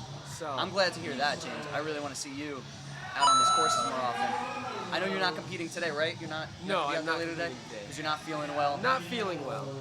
It's going around, man. I just got over being sick. I didn't train for the last year or so. All right. Anyway, I'm sorry. Yeah, Back to if the I were action. competing today, then hands down most stacked ever, right? Dude, true. So true. Matthew Bickley, now on the course. He's going to take the conservative, Matthew is the cat approach. new to the ninja world. He's been training for, let's see, first time competing in the NNL. First year compete. Oh no, wrong person. Matthew This Bickley. is his second year in the NNL. Well, he's made himself a regular at the New Era Ninja Gym.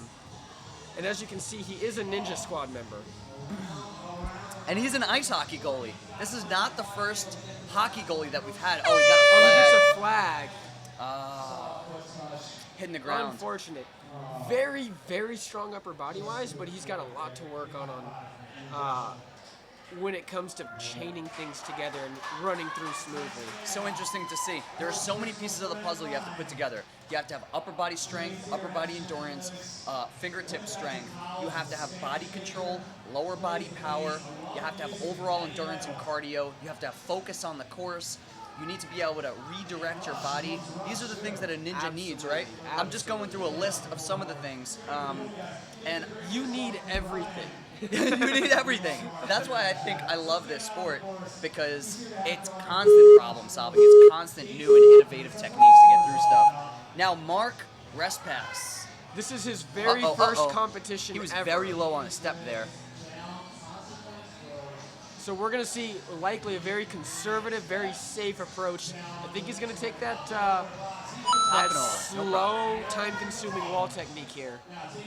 Good. And we're back here in the studio. Here's James and me. Here's James right here. Where are we? Over here. Hey, there we are. I'm still shirtless from my run. Justin Conway, also known as the Shirtless Ninja. One of the things, he's a computer programmer, a bass player, and a college student. He's studying Spanish in college I love right it. I love that he's continuing all And different he's- types of training. And he's never education. competed in any sport. Oh, yes! Oh my I gosh, love it. what a save. Mark, If he completes this, doing it. that is Finish it, man. outstanding. Finish it, Mark. Come on. Use your hips and your legs. Fails! Mark on the After landing so platform. much, after recovering from so Big much hug there, from Joe Dubuque. he definitely has to be proud of himself after Yeah, that that run. was a fun run to watch. He definitely, I love the one-handed save. Never competed in any sport. Incredible. That's Very great. first ninja competition. Wow. Yeah, that's great. That is so great. Awesome. And next All up, right, next this is up. a special treat. This is Daria Beard, Alyssa Beard's mom. This is Alyssa Beard. Look, she's ripped. Look at her. This Yes. is awesome. That was the first thing that stood out to me when I met Alyssa's mother, was like, my gosh, she is ripped. This is awesome. I So, wonder if did you know she submitted this year? Yes. To compete? She did. Yes, she did. She might be on the show this She year. did. Oh, 100%. It would be amazing. We're going to see Alyssa and her mom potentially compete in American Ninja Warrior. We're going to see them tonight on this course. Here goes Daria. Oh, no, what happened? Oh, Is she good? yeah, she's good. She's good. She didn't hit. I could have swore she touched the ground, but no, she was just close. All right. Looking a little clumsy steps. here. Yep. She needs to be a little extra conservative, I think. Very, Make sure. very cautious Okay, here here. we. Oh no, man! Falling back off of the step. That did not look good. Uh-oh. That did not look good Did at she all. maybe injure herself? Drew Jeschel and Alyssa Beard and Joe Dubuque running over to check her out. She's taking her time getting up. I hope she's all right. I wonder if it was like a twisted ankle or something on the block. Now Nate's over there checking her out. Yeah, she yeah, definitely definite twisted leg her injury. ankle. She might have done it on that first step, because she was making her way through there. Yeah, getting Looking carried off of the clumsy. course. We hate to see wonder- an injury like this. I hope it's not that big. I hope it's a light sprain. She's giving the thumbs up. Getting carried off by Drew and Joe. Well, that is hard to watch. I feel so bad for Daria, but I really, Yeah, I wish her really was speedy happy to see her recovery. on. Yeah, I was happy to see her on the course competing. Super pumped to see that actually. I hope that she is back and ready to go for season 10, so that we can see her on the show. Absolutely, she's one of the athletes. As far as when they highlight older competitors that show like, age is just a number. Yes. You can do anything you want at any time.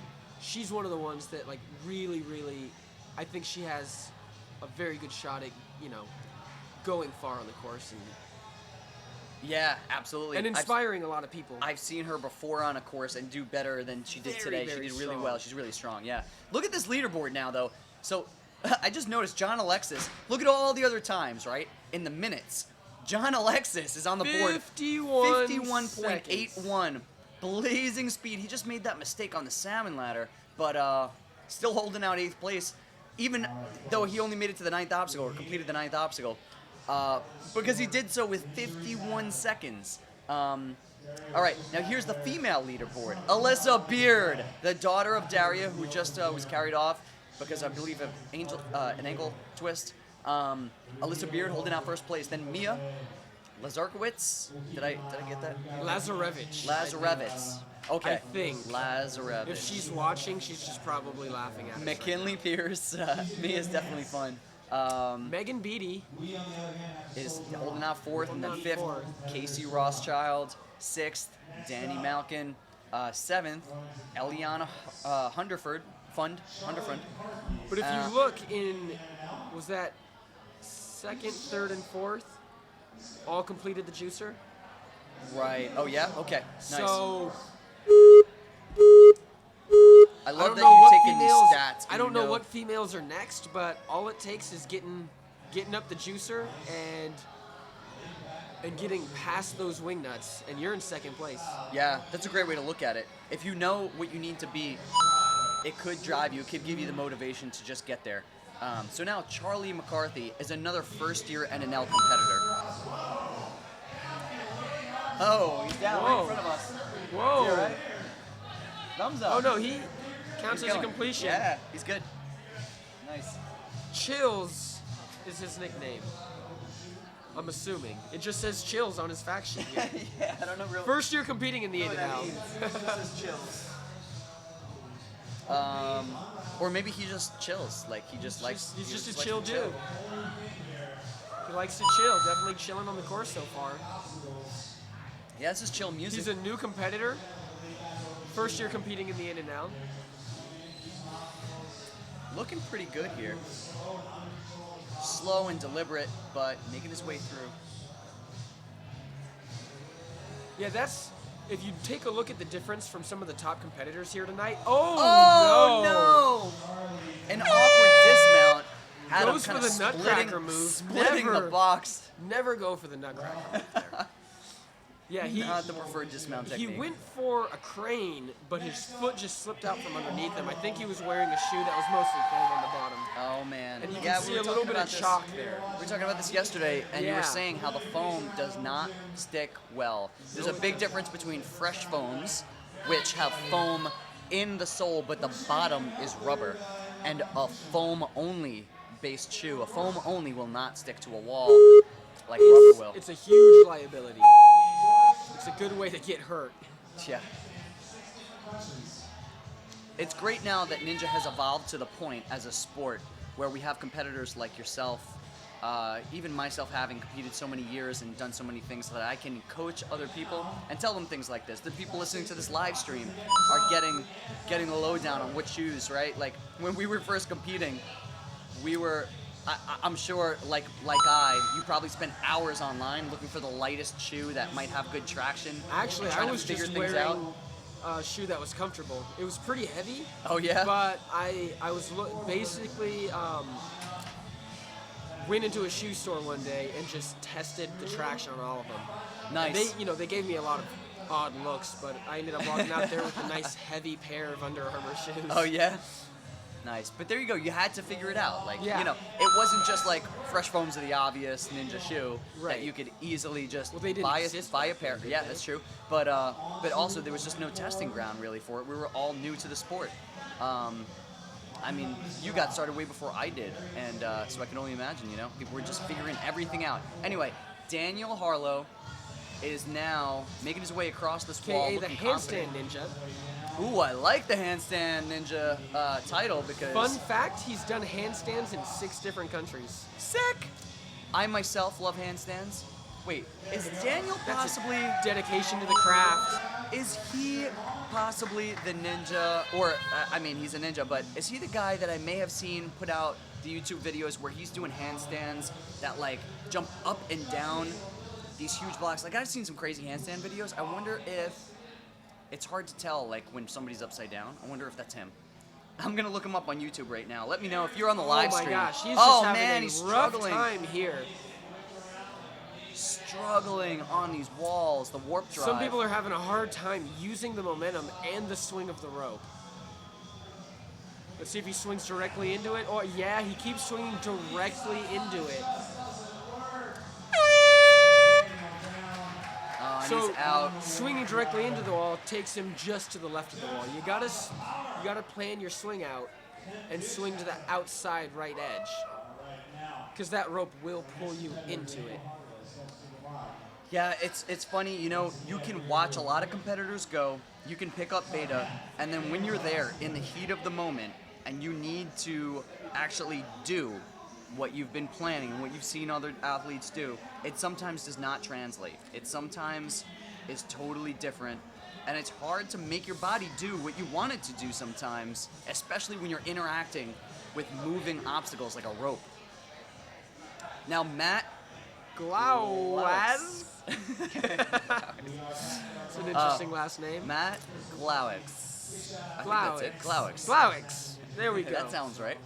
My favorite information of any competitor thus far. Oh, tell me. He likes pie. I like it. That's it. Wait, pie like the food, or he's like a mathy guy? That's pie the food. Okay. Isn't it spelled the same way? No. Oh, Pie no, the pie number is PI. just PI. PI. I knew that. That was an Akbar moment. I'm sorry. I apologize to everybody out there. He likes pie. I like pie too. I literally have pie in my car right now that my amazing girlfriend got me. Because, nice, cleared. Haven't Beautiful. had pie in an extraordinarily long Matt time. Glaukix. The things we do for Ninja. I love myself some pie. I love pie. Getting through heavy metal pretty quickly. The dismount, nice. He took a lot of extra swings. Obviously, Now, he's looking a little stiff on some of these obstacles. right. This is his first year in the In-N-Out, his third competition ever. So that stiffness just could be a little bit of unfamiliarity with running through a course. And we can definitely see that, comparing someone who's, in their first year, but definitely looking like they're physically inclined, to some of the outstanding athletes we've had run the course tonight. There's a difference, not just physically, but in how they approach the obstacle. Absolutely, and that was a great point to pick up stiffness. Oh, boy, man. Out on the jumping spider. Yeah, you you can want see to it. bend your knees a lot more going Yep. into that. There's a rigidity in the way an athlete approaches an obstacle sometimes when you're kind of. It's probably a stress reaction. You want to be stiff when you're stressed. You want to be kind of like, I don't know. It is more muscle engagement. But when you're comfortable, you're loose. Right. You open up. You take big swingy moves. So we see that out of our veteran competitors. A lot of people, their first time on a course, or when they're new to the sport, they tend to be a little more stiff. They tend to over grip on obstacles, which if, normally you would burn out on like the 6th or 7th obstacle, you're burning out on the 2nd or 3rd because you're putting so much energy Right. into every hand placement and every grab. Exactly. And I've even heard of veteran competitors doing that. If a veteran competitor makes a mistake on an obstacle. Oh, so first, here's Heather Petty. Heather Petty getting ready to run through the first obstacle here. And we're getting to the end of the run order here. Heather Petty is number 58.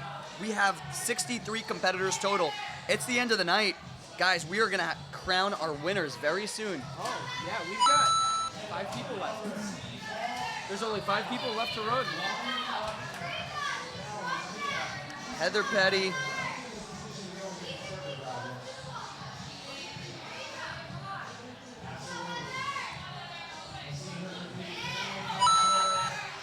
And so Heather's fun fact, this is her second NNL season, but Heather contributes to raising awareness to find cures for rare diseases. Wow.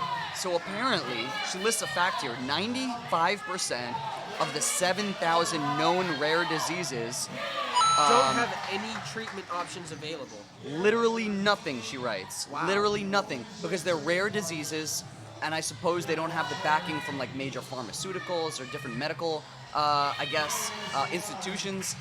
So she's the one raising awareness for it. I'm so happy that she wrote this, and I can put it out there and broadcast it to people. Guys, this seems like it's obviously an issue. There are people out there with rare diseases.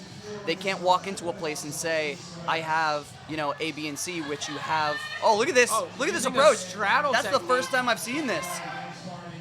Our first time how seeing this this. works. Our 58th competitor of just this Killing wave. the clock, though. Nice. Okay, ends Yeah, up just terrible going for it. time, but at least she got through it.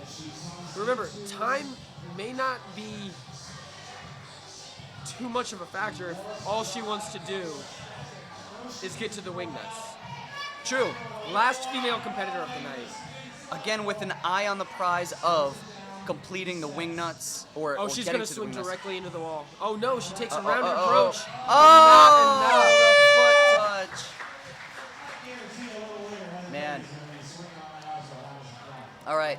Good job getting out there. She looks good up to the warped walls. Nice job. Now we have Daniel Champagne. Daniel Champagne coming up to the starting block. Again, I just want to shout out to Heather.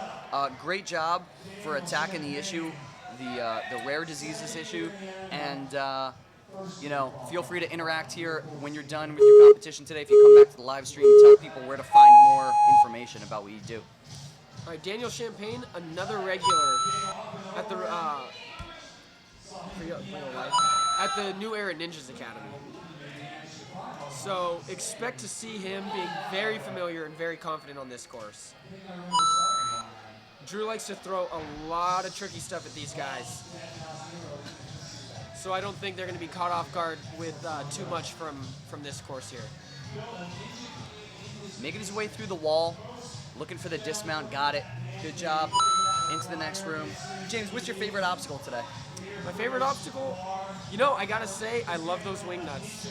Yeah? Those Monstro wingnuts are... They are beautiful. Yes, they are. That's a beautiful build. I was talking to the owner of Monstro recently and telling him that I might have to order some wingnuts from him.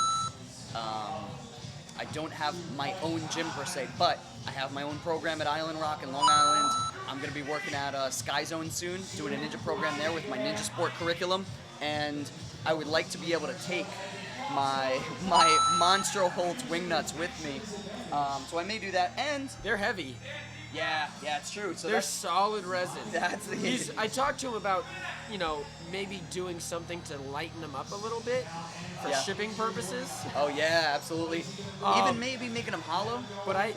Yeah, but I got my hands on them. I trained with he and Henry at Center Court last week, and I was very impressed with these things. They look really beautiful, especially with the logos. And Action Athletics has a really nice logo. Nice grab! Nice Look logos, at this. Nice colors.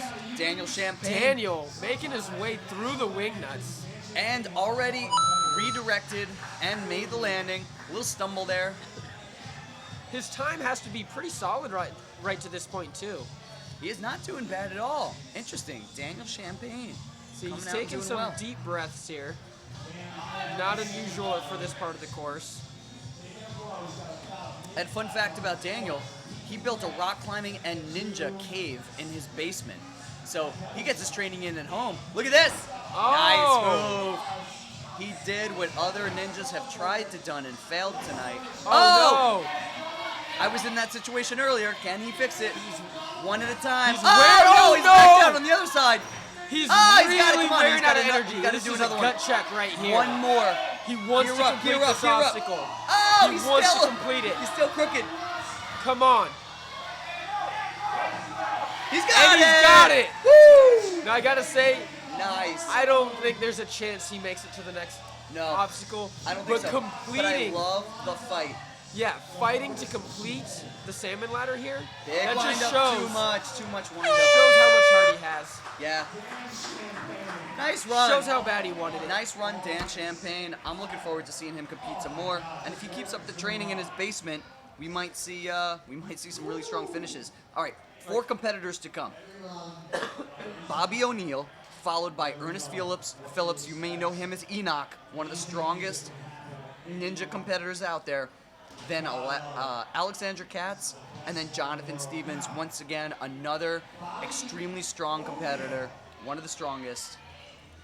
I expect to see Ernest and or Jonathan put up some of the top times for today. 2 more really strong runs, and this run Bobby's from Bobby another O'Neill. one from the Ninja Squad. Do you know Bobby? I do know Bobby. What do you feel his strengths are? What He's can a we quiet expect to guy. see? He moves fast, and he's got a very good upper body strength. Nice. Well, you're going to need that for the upper body gauntlet at the end of this course with the salmon ladder into that cliff jump. Nice. He's Good one of awareness those there. guys that where if people are doing like a challenge and they're, trying to see how far they could do something or challenging each other, he's the guy who's like kind of quiet in the corner, who's also doing it but not letting anyone know. And then does it. And just is And doing then just it. does so. it. I know what you mean. That's cool. I appreciate that. And you can see the look at his face. He just looks very low key. Look, he's chilling. I feel He's like chilling. he feels very comfortable on this course. He's not running too fast into there, just nice jog. the Oh, switch grip. He got caught. He didn't put the set, pipe over the PVC. He didn't set the bar before he started, and that hung him up. So that cost him a little bit of time. But he's making good time to this point. I don't think it affected his mental state in any way. He's just like, oh, that thing that I need to do. Oh, getting caught up on the juicer. Can he force Looks like this? he's gonna be able to do it here. Yeah, Using his leverage correctly. nice. Making his way through. Okay, little chalk getting ready for the Wingnuts. Joe Dubuque having fun out there. It's been a long day. I love to see Ninja coaches still having fun, still energy and stuff, and that's because this competition's so fun. I mean, after running a competition all day, you're drained, you know? Oh, And, yeah, it takes I mean, even so much myself, energy. I'm still having fun, and that's what's keeping me going. Big swings here. Oh, no. static! That's illegal. That's not a You legal saw the move. flag go up on the left. He's out, unfortunately. Oh no. Oh, dude. Just, I guess, probably a momentary lapse of judgment. I believe Yeah, he that's- probably knew the rule. You know, again, I was saying it earlier, when you're swinging, you focus on the closest. What you're about to do. Yeah, the closest object to you, and maybe he just thought, oh, it's there, let me just grab it, and then went, oh, wait, Yeah. what did I just It do? look, you could tell as soon as he grabbed it, he knew what he had done. Yeah. Now in the starting block, Ernest Phillips, Enoch. Wearing that Justin, Oh, he's rocking the Justin Kidd the outfit? Justin Kidd outfit. That That was is a gift. specially sewn Justin Kidd outfit. Justin Kidd is not only an extremely strong ninja who's been on the show numerous times and been extremely successful in the ninja community. He sews these amazing outfits. Enoch's Little rocking hero it right now. vest. Yeah. Jamie Ron has rocked those. A lot of strong competitors. Now you have to believe that Enoch is going for that #1 spot. He's going for #1. Absolutely. He's going. Look at him. He's gunning to take down Jake Murray. In a heat Great this flow right strong, there. Up the wall. Taking his time. I believe. Oh, conservative. Oh wow! I cannot believe he just took that conservative approach. I can't either. Wow. All right.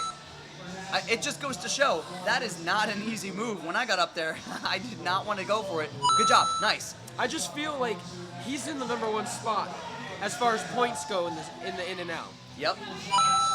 And I feel like with as strong as the field is, Big move. Very nice. he's Good got flow he there. feels like he needs to prove himself against all these other athletes. You know, the other thing is only one person is completed. So, you know, even if he doesn't beat Take Jake's down Jake. time, if he beats the course, he's still in second. Right. So, you know, if you need an extra 2 seconds to make sure you get to the end of the course, maybe that's a good strategy. And he's looking Oh, really taking good an extra here. swing though.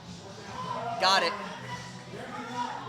He's taking extra swings here and there where I wouldn't expect him to. But I feel like this dismount was very good, very quick. Yep. He's definitely got a great run to this point. Yeah, he's got looking very strong upper great. body. Yeah, he's one of the athletes out here that is constantly surprised me with how strong his upper body is. Good salmon tech. Big move, got it. All right, big Lachey here. Don't overshoot. He might push too hard. All right, good. No, he didn't. Locked. Nice. Yes. Honestly, Very nice. James, I'm very happy to see another competitor get here. We haven't seen another competitor get to this point in a while. Yeah. I missed this portion of the course. Really happy to see Enoch locking this in. Big moves. You can see that Great 90-degree lock lock-off off. strength. Look at that. He's got lock-offs for days. He trains upper body like all the time. And he competes like a monster. He's out at all the competitions.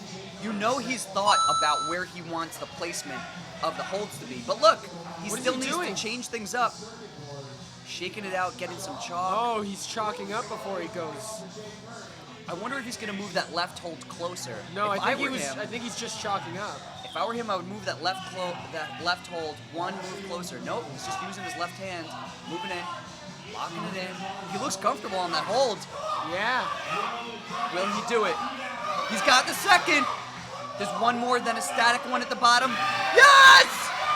Very Clear! nice. Moving Very on! nice. We could have our second finisher. Second finisher of Oh, the he's caught night. up. He's got to fix no! it. It was a time waster, but he's still going to the buzzer. Oh, right. Very nice. Enoch! Enoch. A winning dance for the crowd. Bam. He puts himself comfortably in second place. Very nice second place run, but pretty far behind It's Jake about Murray. I mean, almost Jake Murray 20 seconds. smoked this Well, you gotta course. understand the tack maneuver at that third obstacle there. There you go. That's That's a good 10 seconds, 15 seconds. easy Yep. 10, 15 seconds. Yep. Where else could he have saved time? I believe in the chalking push. up, chalking up on the Tron. Well, Jake did that as well. Yeah, I think Enoch took more time though, right? You're right. I You're think right. so. And he got a little off the track on that last obstacle on the push. Yep, and a few extra swings on the Wingnuts. Right. So now when you reflect back and you look at this run, you It can all see all adds these. up. Yep. But would he have cleared if he pushed through all those things, right? If he didn't have the little breaks, if he didn't have the moment to kind of refocus, you never know. So Enoch knows himself, super strong competitor, as you can see, second place Just right going now. for the completion. Yep. And well done. Well Yeah, done. and he gets it done. Alexandra Katz on the first obstacle, making her way through these crooked steps. This is a nice obstacle. I had fun going through here. It was a little funky. When I first got up there, it changed my approach. I wasn't sure how I was going to go about it. I ended up just winging it because it's so wacky. It's like the steps are all over the place. Alexandra got through it, no problem. Now taking the overly conservative approach here through these tanks, this balance obstacle. I don't like to see competitors take this approach. Okay, another person running for a cause. This is her first year competing, her third in-and-out competition, and she calls herself the 9 out of 10 ninja. 9 out of 10 is a program of the Suicide Prevention Foundation that she works for and wants to raise awareness for. So you can see that on her shirt, 9 out of 10. Nice. This is such a great community. James, I talk about this all the time. I originally got involved in parkour and Ninja Warrior kind of at the same time, but parkour was really big in my life and I loved the community.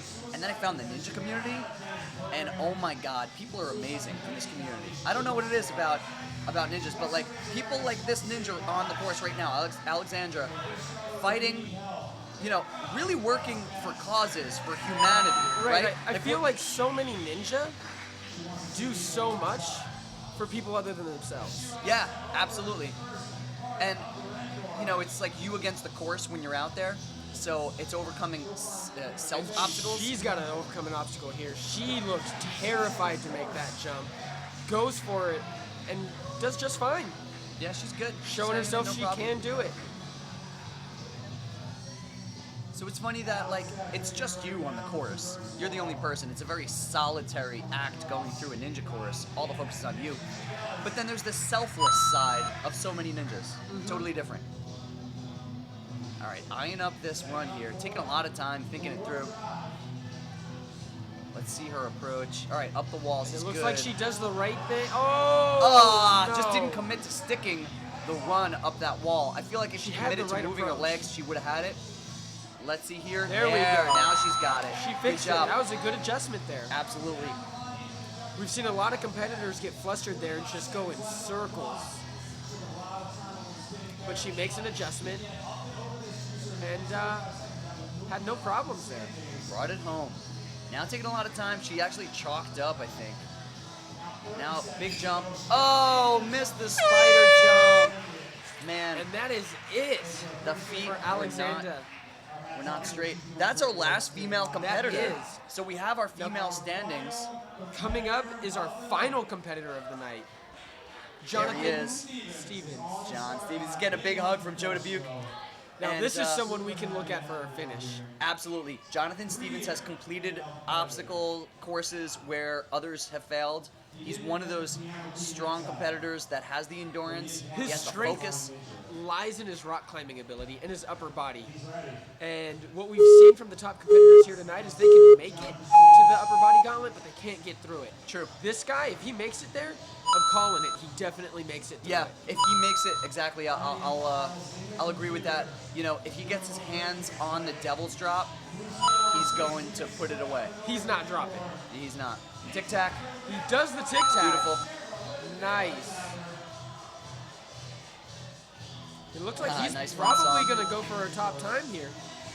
This is a guy who's been doing this for a long time. Oh, a slip in the spider jump. Nice save. But recovering. Nice recovery. Right through. Love very his choice flowy. of song. Now, this is a guy who's been in the game for a while. This is his third year competing in the In-N-Out. So he's got experience on the course. He's got experience competing against some of the best ninja in the game.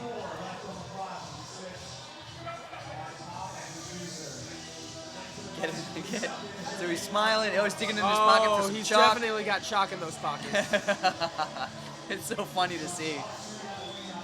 For some reason, that's Chalky just so funny. pocket trick. The old chalky pocket. The jump. He's got it. All right. He could get it right here. Yeah, this is it. Beautiful. Outstanding. Nice. Very quick, very He efficient to the chose wingnuts. perfect timing to throw his hips to redirect. So I feel like that's something I want to work in the gym. I feel like I want to go back and look at where he decided to throw his hips. He had a left-right Yeah, what momentum. he did was textbook. I haven't seen that Yep. from anyone else tonight. And in one motion, kicked and went. And, Taking a nice breather. Yeah, he's looking for completion here. He's not going to beat Jake Murray at this pace. But he could certainly clear. He's taking a lot of time. Yeah, Jake Murray took almost no time resting at the Salmon ladder. But I wonder if he'll make it up at the end of Tron if he chooses not to. Oh, I think he was going to go for it there and decided not to. Big move here. Got to be careful not to overswing. Oh, slid a little. Caught it. Good. Oh boy, it was right on the edge. I'm so happy to see this part of the course in our last run here. It's kind of like saving the best for last. Because I love this obstacle. I love this gauntlet here. All right, taking a dead hang here. Looking a little tired. I think he's comfortable right now. Spinning around. He does have a rock climbing background, so that straight arm technique, I think, is just a comfort zone for him. Absolutely could be. But the fact that he's taking so long. Oh, reaching in the And you see pockets the for look that on his chalk. face.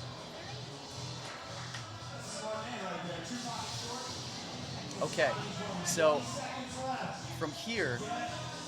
All right, 30 seconds left is what I think I heard. Wow. He's got to start moving. 10 seconds. Oh! Wow! We were wrong, James. We were wrong. Maybe he went just took out. a little too much time. I mean, I saw the signs there. I gotta say, it looked like he wasn't pumped. He was pumped out. You know, Maybe it he looked made like a move a little too quick. When you hear those final 10 seconds yeah, buzzing down, yeah, that's stressful. that's a stressful place to be. It is. Ah. Nate saying that we're gonna get a special run from an invited ninja. Oh, it's Flip.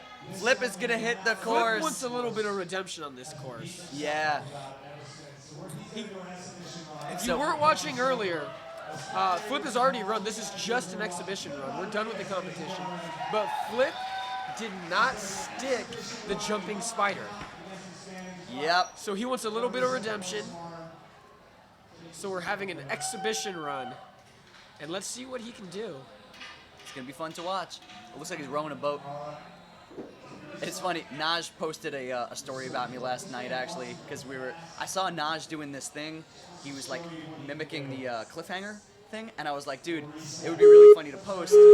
Are you doing a dance move or are you like doing a cliffhanger? So he asked me to do it. We posted it, and now every time I see somebody do something like that, I'm gonna think, are they dancing or are they doing a ninja? Wow. Look at him and fly. Flip is flying through this course. Looking outstanding. And you can tell, he's going through it quicker and more efficiently than the first time. And that's all it takes, that little bit of time he was on the course, and he has made stark improvements here. Not only already. that, but a huge boost in confidence knowing that it doesn't count. Right. I gotta be honest. That's a when I know it huge doesn't weight off count. your shoulders. Yep. Killing it. Wow, look at that. Already has all the momentum he needs. Boom. And already redirected himself. Beautiful. That was beautiful. No hesitation through any of those obstacles. Right into the salmon. Oh, no! Too much Oh, boy. speed. No good. Getting a hand up. I think he had a little Fellow too much competitor, of a Drew jump Dreschel. forward on that.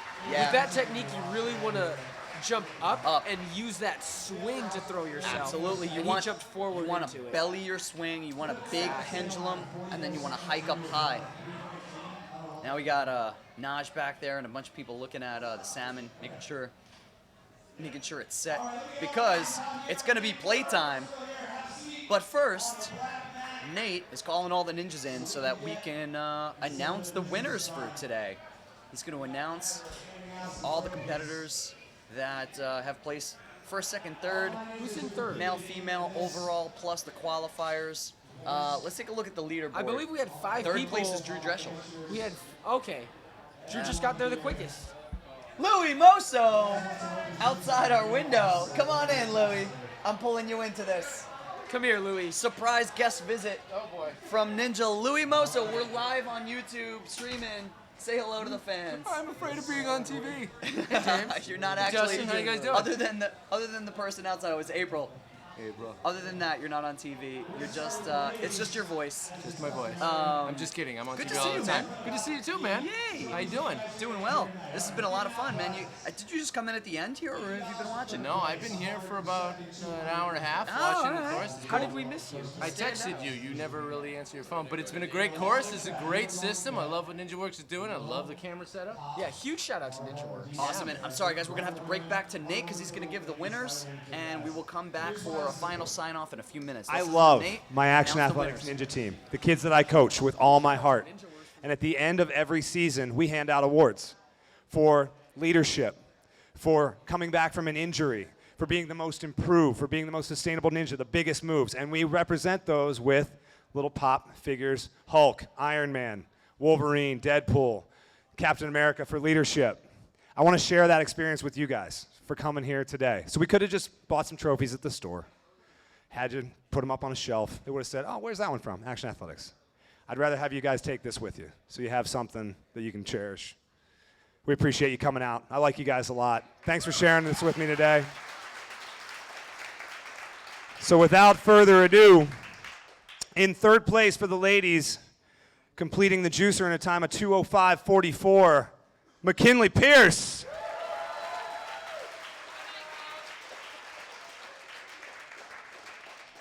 In second place, completing the juicer in a time of 1 minute 50.35, Mia Lazarevic.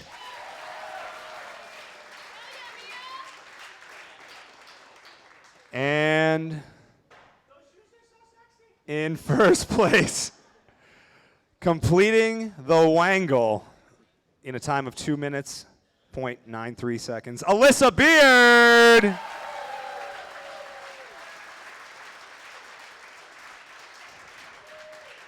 Thank you so much, ladies, for coming and competing. We really appreciate it. Just, we do have, because of the NNL rules, the way that it works, all these ladies are qualified already. McKinley qualified quite a few times by now. Their spots are going to bump down to ladies who have not qualified yet.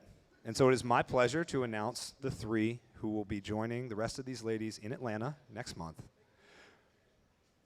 Megan Beatty.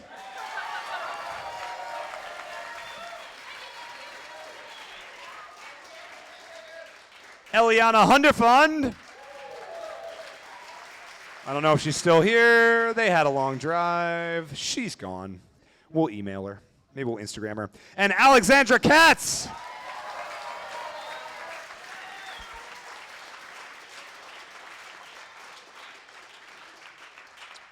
All right, now, for our male finishers. Ladies, you can stand up there. You can step to the side if you want. It's all good for you. All right.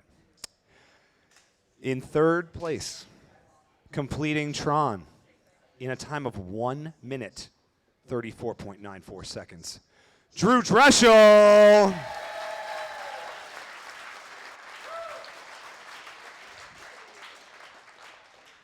In second place, finishing the course in 2 minutes, 57.202 seconds, Enoch Phillips.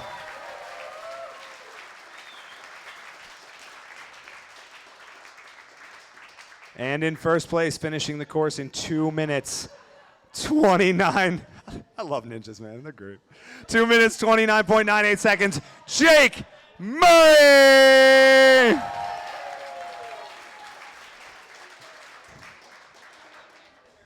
Congratulations to you three. Now it is my pleasure to announce the other three ninjas because these guys are all qualified. So those spots bump down. First on the list, headed to Atlanta. Josh Levin.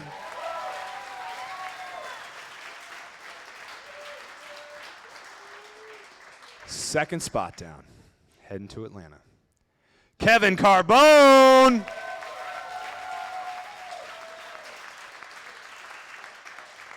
And third spot awarded to Derek Matthews.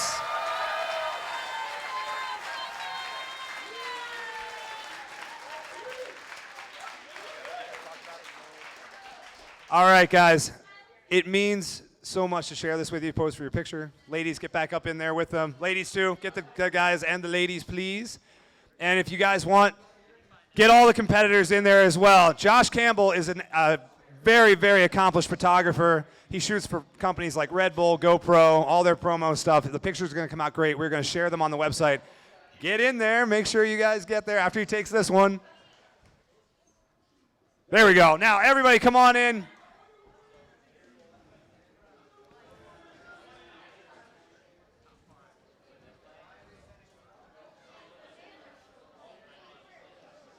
What?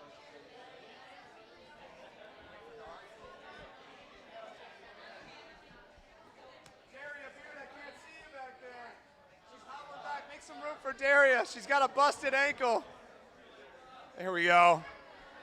All right. You want to get in there, James? Congratulations to all of our adult ninja competitors. You guys made this so much darn fun for me and my crew this weekend. You guys were amazing. Thank you for leaving my gym mostly intact. Joe, it has some announcements regarding the open gym situation. Here you go. Ninjas, awesome job tonight. First of all, I want a big round of applause for Sherry Casper and Nate Rosie for hosting this awesome National Ninja League qualifier. Ladies and gentlemen, we are going to do open gym until 9:30 on the dot. Listen, keep yourself safe, keep each other safe. I know y'all move big, move safely. Please give us a moment to get the live feed wire out of the way, and we will get you guys up and moving as soon as possible. Nick, great job, bud. Guys, just a reminder, the obstacles that you can do during open gym, please just session the obstacles that were set up for the course. They're the only ones that are set up safely for you guys to do. So please just session those. I know you'll go rogue eventually, but please try to stay safe.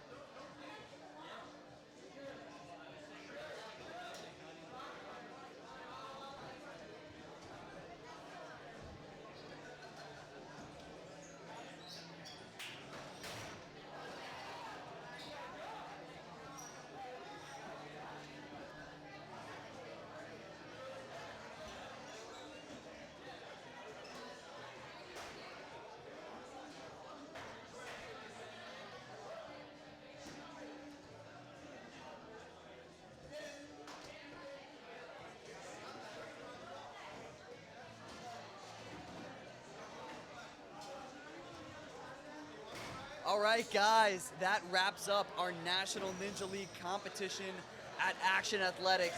I gotta say, this was phenomenal. The crew here at Action Athletics really put together an incredible competition, amazing obstacles, beautiful gym, terrific competition. We saw so many strong competitors come out here and attack this course. Jake Murray, Naj Richardson, Drew Dreschel. I mean, the list goes on of the strong competitors that came out here to crush this course. I had so much fun running the course myself. Big shout out to Ninja Works. They do the timing system here. So all the times, the buzzer sounds, the lighting, and your live stream, actually, everything that you were watching, all provided by Ninja Works. And when I threw my headset on, the way you could hear me was through Ninja Works. So big shout out to them. That was super fun and awesome. Also, now in the studio, shout out to Alyssa Beard, our first place female finisher. What's up, Alyssa? Hey guys, not much. It's awesome to have you here. I thought I'd take a minute to bring Alyssa in and just say, have her say hello, because Alyssa, you're an amazing athlete. You're so inspirational. I also, I felt bad for your mom. She hurt herself out on the course, but from what I understand, it's probably a sprain. Hopefully, like nothing too serious, right? That's what it looks like. I sprained my ankle pretty badly a week and a half before Team Ninja Team Ninja filmed last year. So I was trying to. She really wanted to make it to the Wingnuts, and she really wanted to play on the course tonight. I think that was like the biggest She's so strong. upset. So as soon as I was trying to pump her back up. Yeah, I'm sorry. So as soon as I saw her on the starting block, I was just taking, just looking at the image. She's ripped. Yeah, she's insane. She's super strong. It's incredible. So I love that you guys are competing together too. And it's Yeah. amazing we had Jonathan Alexis out, and I was telling a story about the fact that like Jonathan Alexis and his dad John started training together. I love seeing that. And me and my son started training together when I was first getting into it, and he was really into Ninja Warrior. So I love to see that, and I hope she heals really quickly and you guys can get back to training. So Alyssa, though, tell us what's new with you. What's going on? Just trying to still balance work and training. I've been focusing a little more on work lately, so it was nice seeing tonight where I am in terms of putting together a mix of a speed and some technical parts of the course. So just making a good plan to get training again in the next couple months to hopefully leading up to Philly. You definitely look super strong out there. I can't wait to see you in Philly. So guys, wrapping up, just to kind of recap what we saw today. Jake Murray and Ernest Phillips, the only two finished. Jake Murray holding out the first place spot with 2 minutes 29.98 seconds, smoked the course. He looked so strong out there, and in talking to him this weekend, he said he feels better than he's ever felt. He's in top shape, and he's a ninja for a living. That's what he does. A lot of other competitors like Alyssa Beard, you have your job as a teacher. I have a job. Jake is a ninja. That's his job. I love that. I gotta just shout him out for doing what he loves. Ernest Phillips, second place. That's Enoch. Third place, Drew Dreschel. Competition is stacked when Drew comes in third. Lucas Rial, fourth place. David Kavanaugh in fifth. Naj Richardson in sixth. Connor Galvin in seventh, and Jonathan Stevens in eighth place. That's the male competitors. We also had a stacked female competition. Alyssa Beard, of course, being the first place there, and amazing run. It was really fun watching you run. So I want to give a big shout out, guys. Here comes the leaderboard. So Alyssa Beard, first place. Mia, second place. McKinley is third place. I believe she's the first place overall. McKinley, first place overall for the NNL. And still stacking up more points here with that third place. Megan Beatty, fourth. Casey Rothschild, fifth. Danny Malkin is sixth.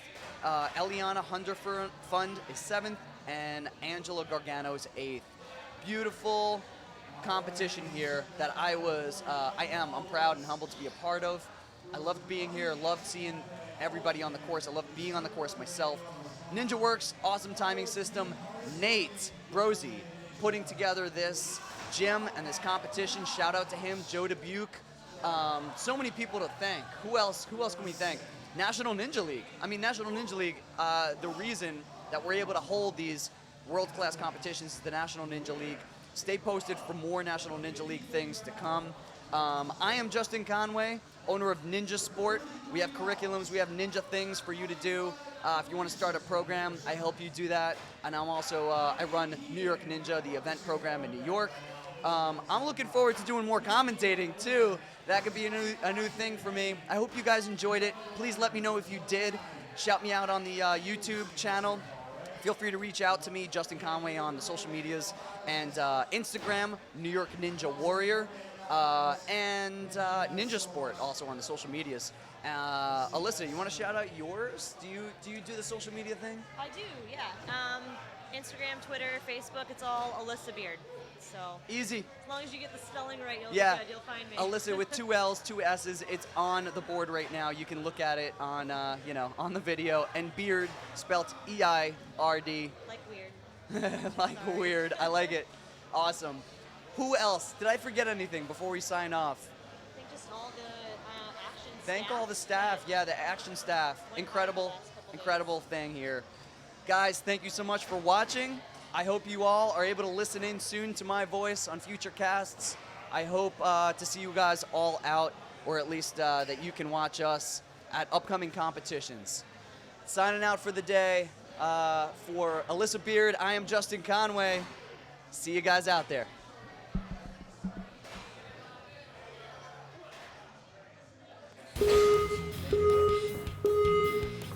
That last beep is when you're going to begin. Thanks to NinjaWorks. Check them out. Okay, this time forward with our buzzer and the activating of lights. They got the beeping noises. This is full-on official NinjaWorks, the ultimate in ninja timing systems. If you're a Ninja Warrior gym owner, I highly recommend you check out the NinjaWorks system. Go to ninjaworks.com, the ultimate in ninja timing system. I think it's one of the best things that a gym could purchase as far as like giving the consumer the real experience for Ninja Warrior. There really is nothing else like it on the market, and nobody else does it better than NinjaWorks. If you got a gym and you want to set yourself up with some of the most legit stuff like the show, you got to hit up NinjaWorks. Definitely a must for any ninja gym if you want to be a serious ninja gym.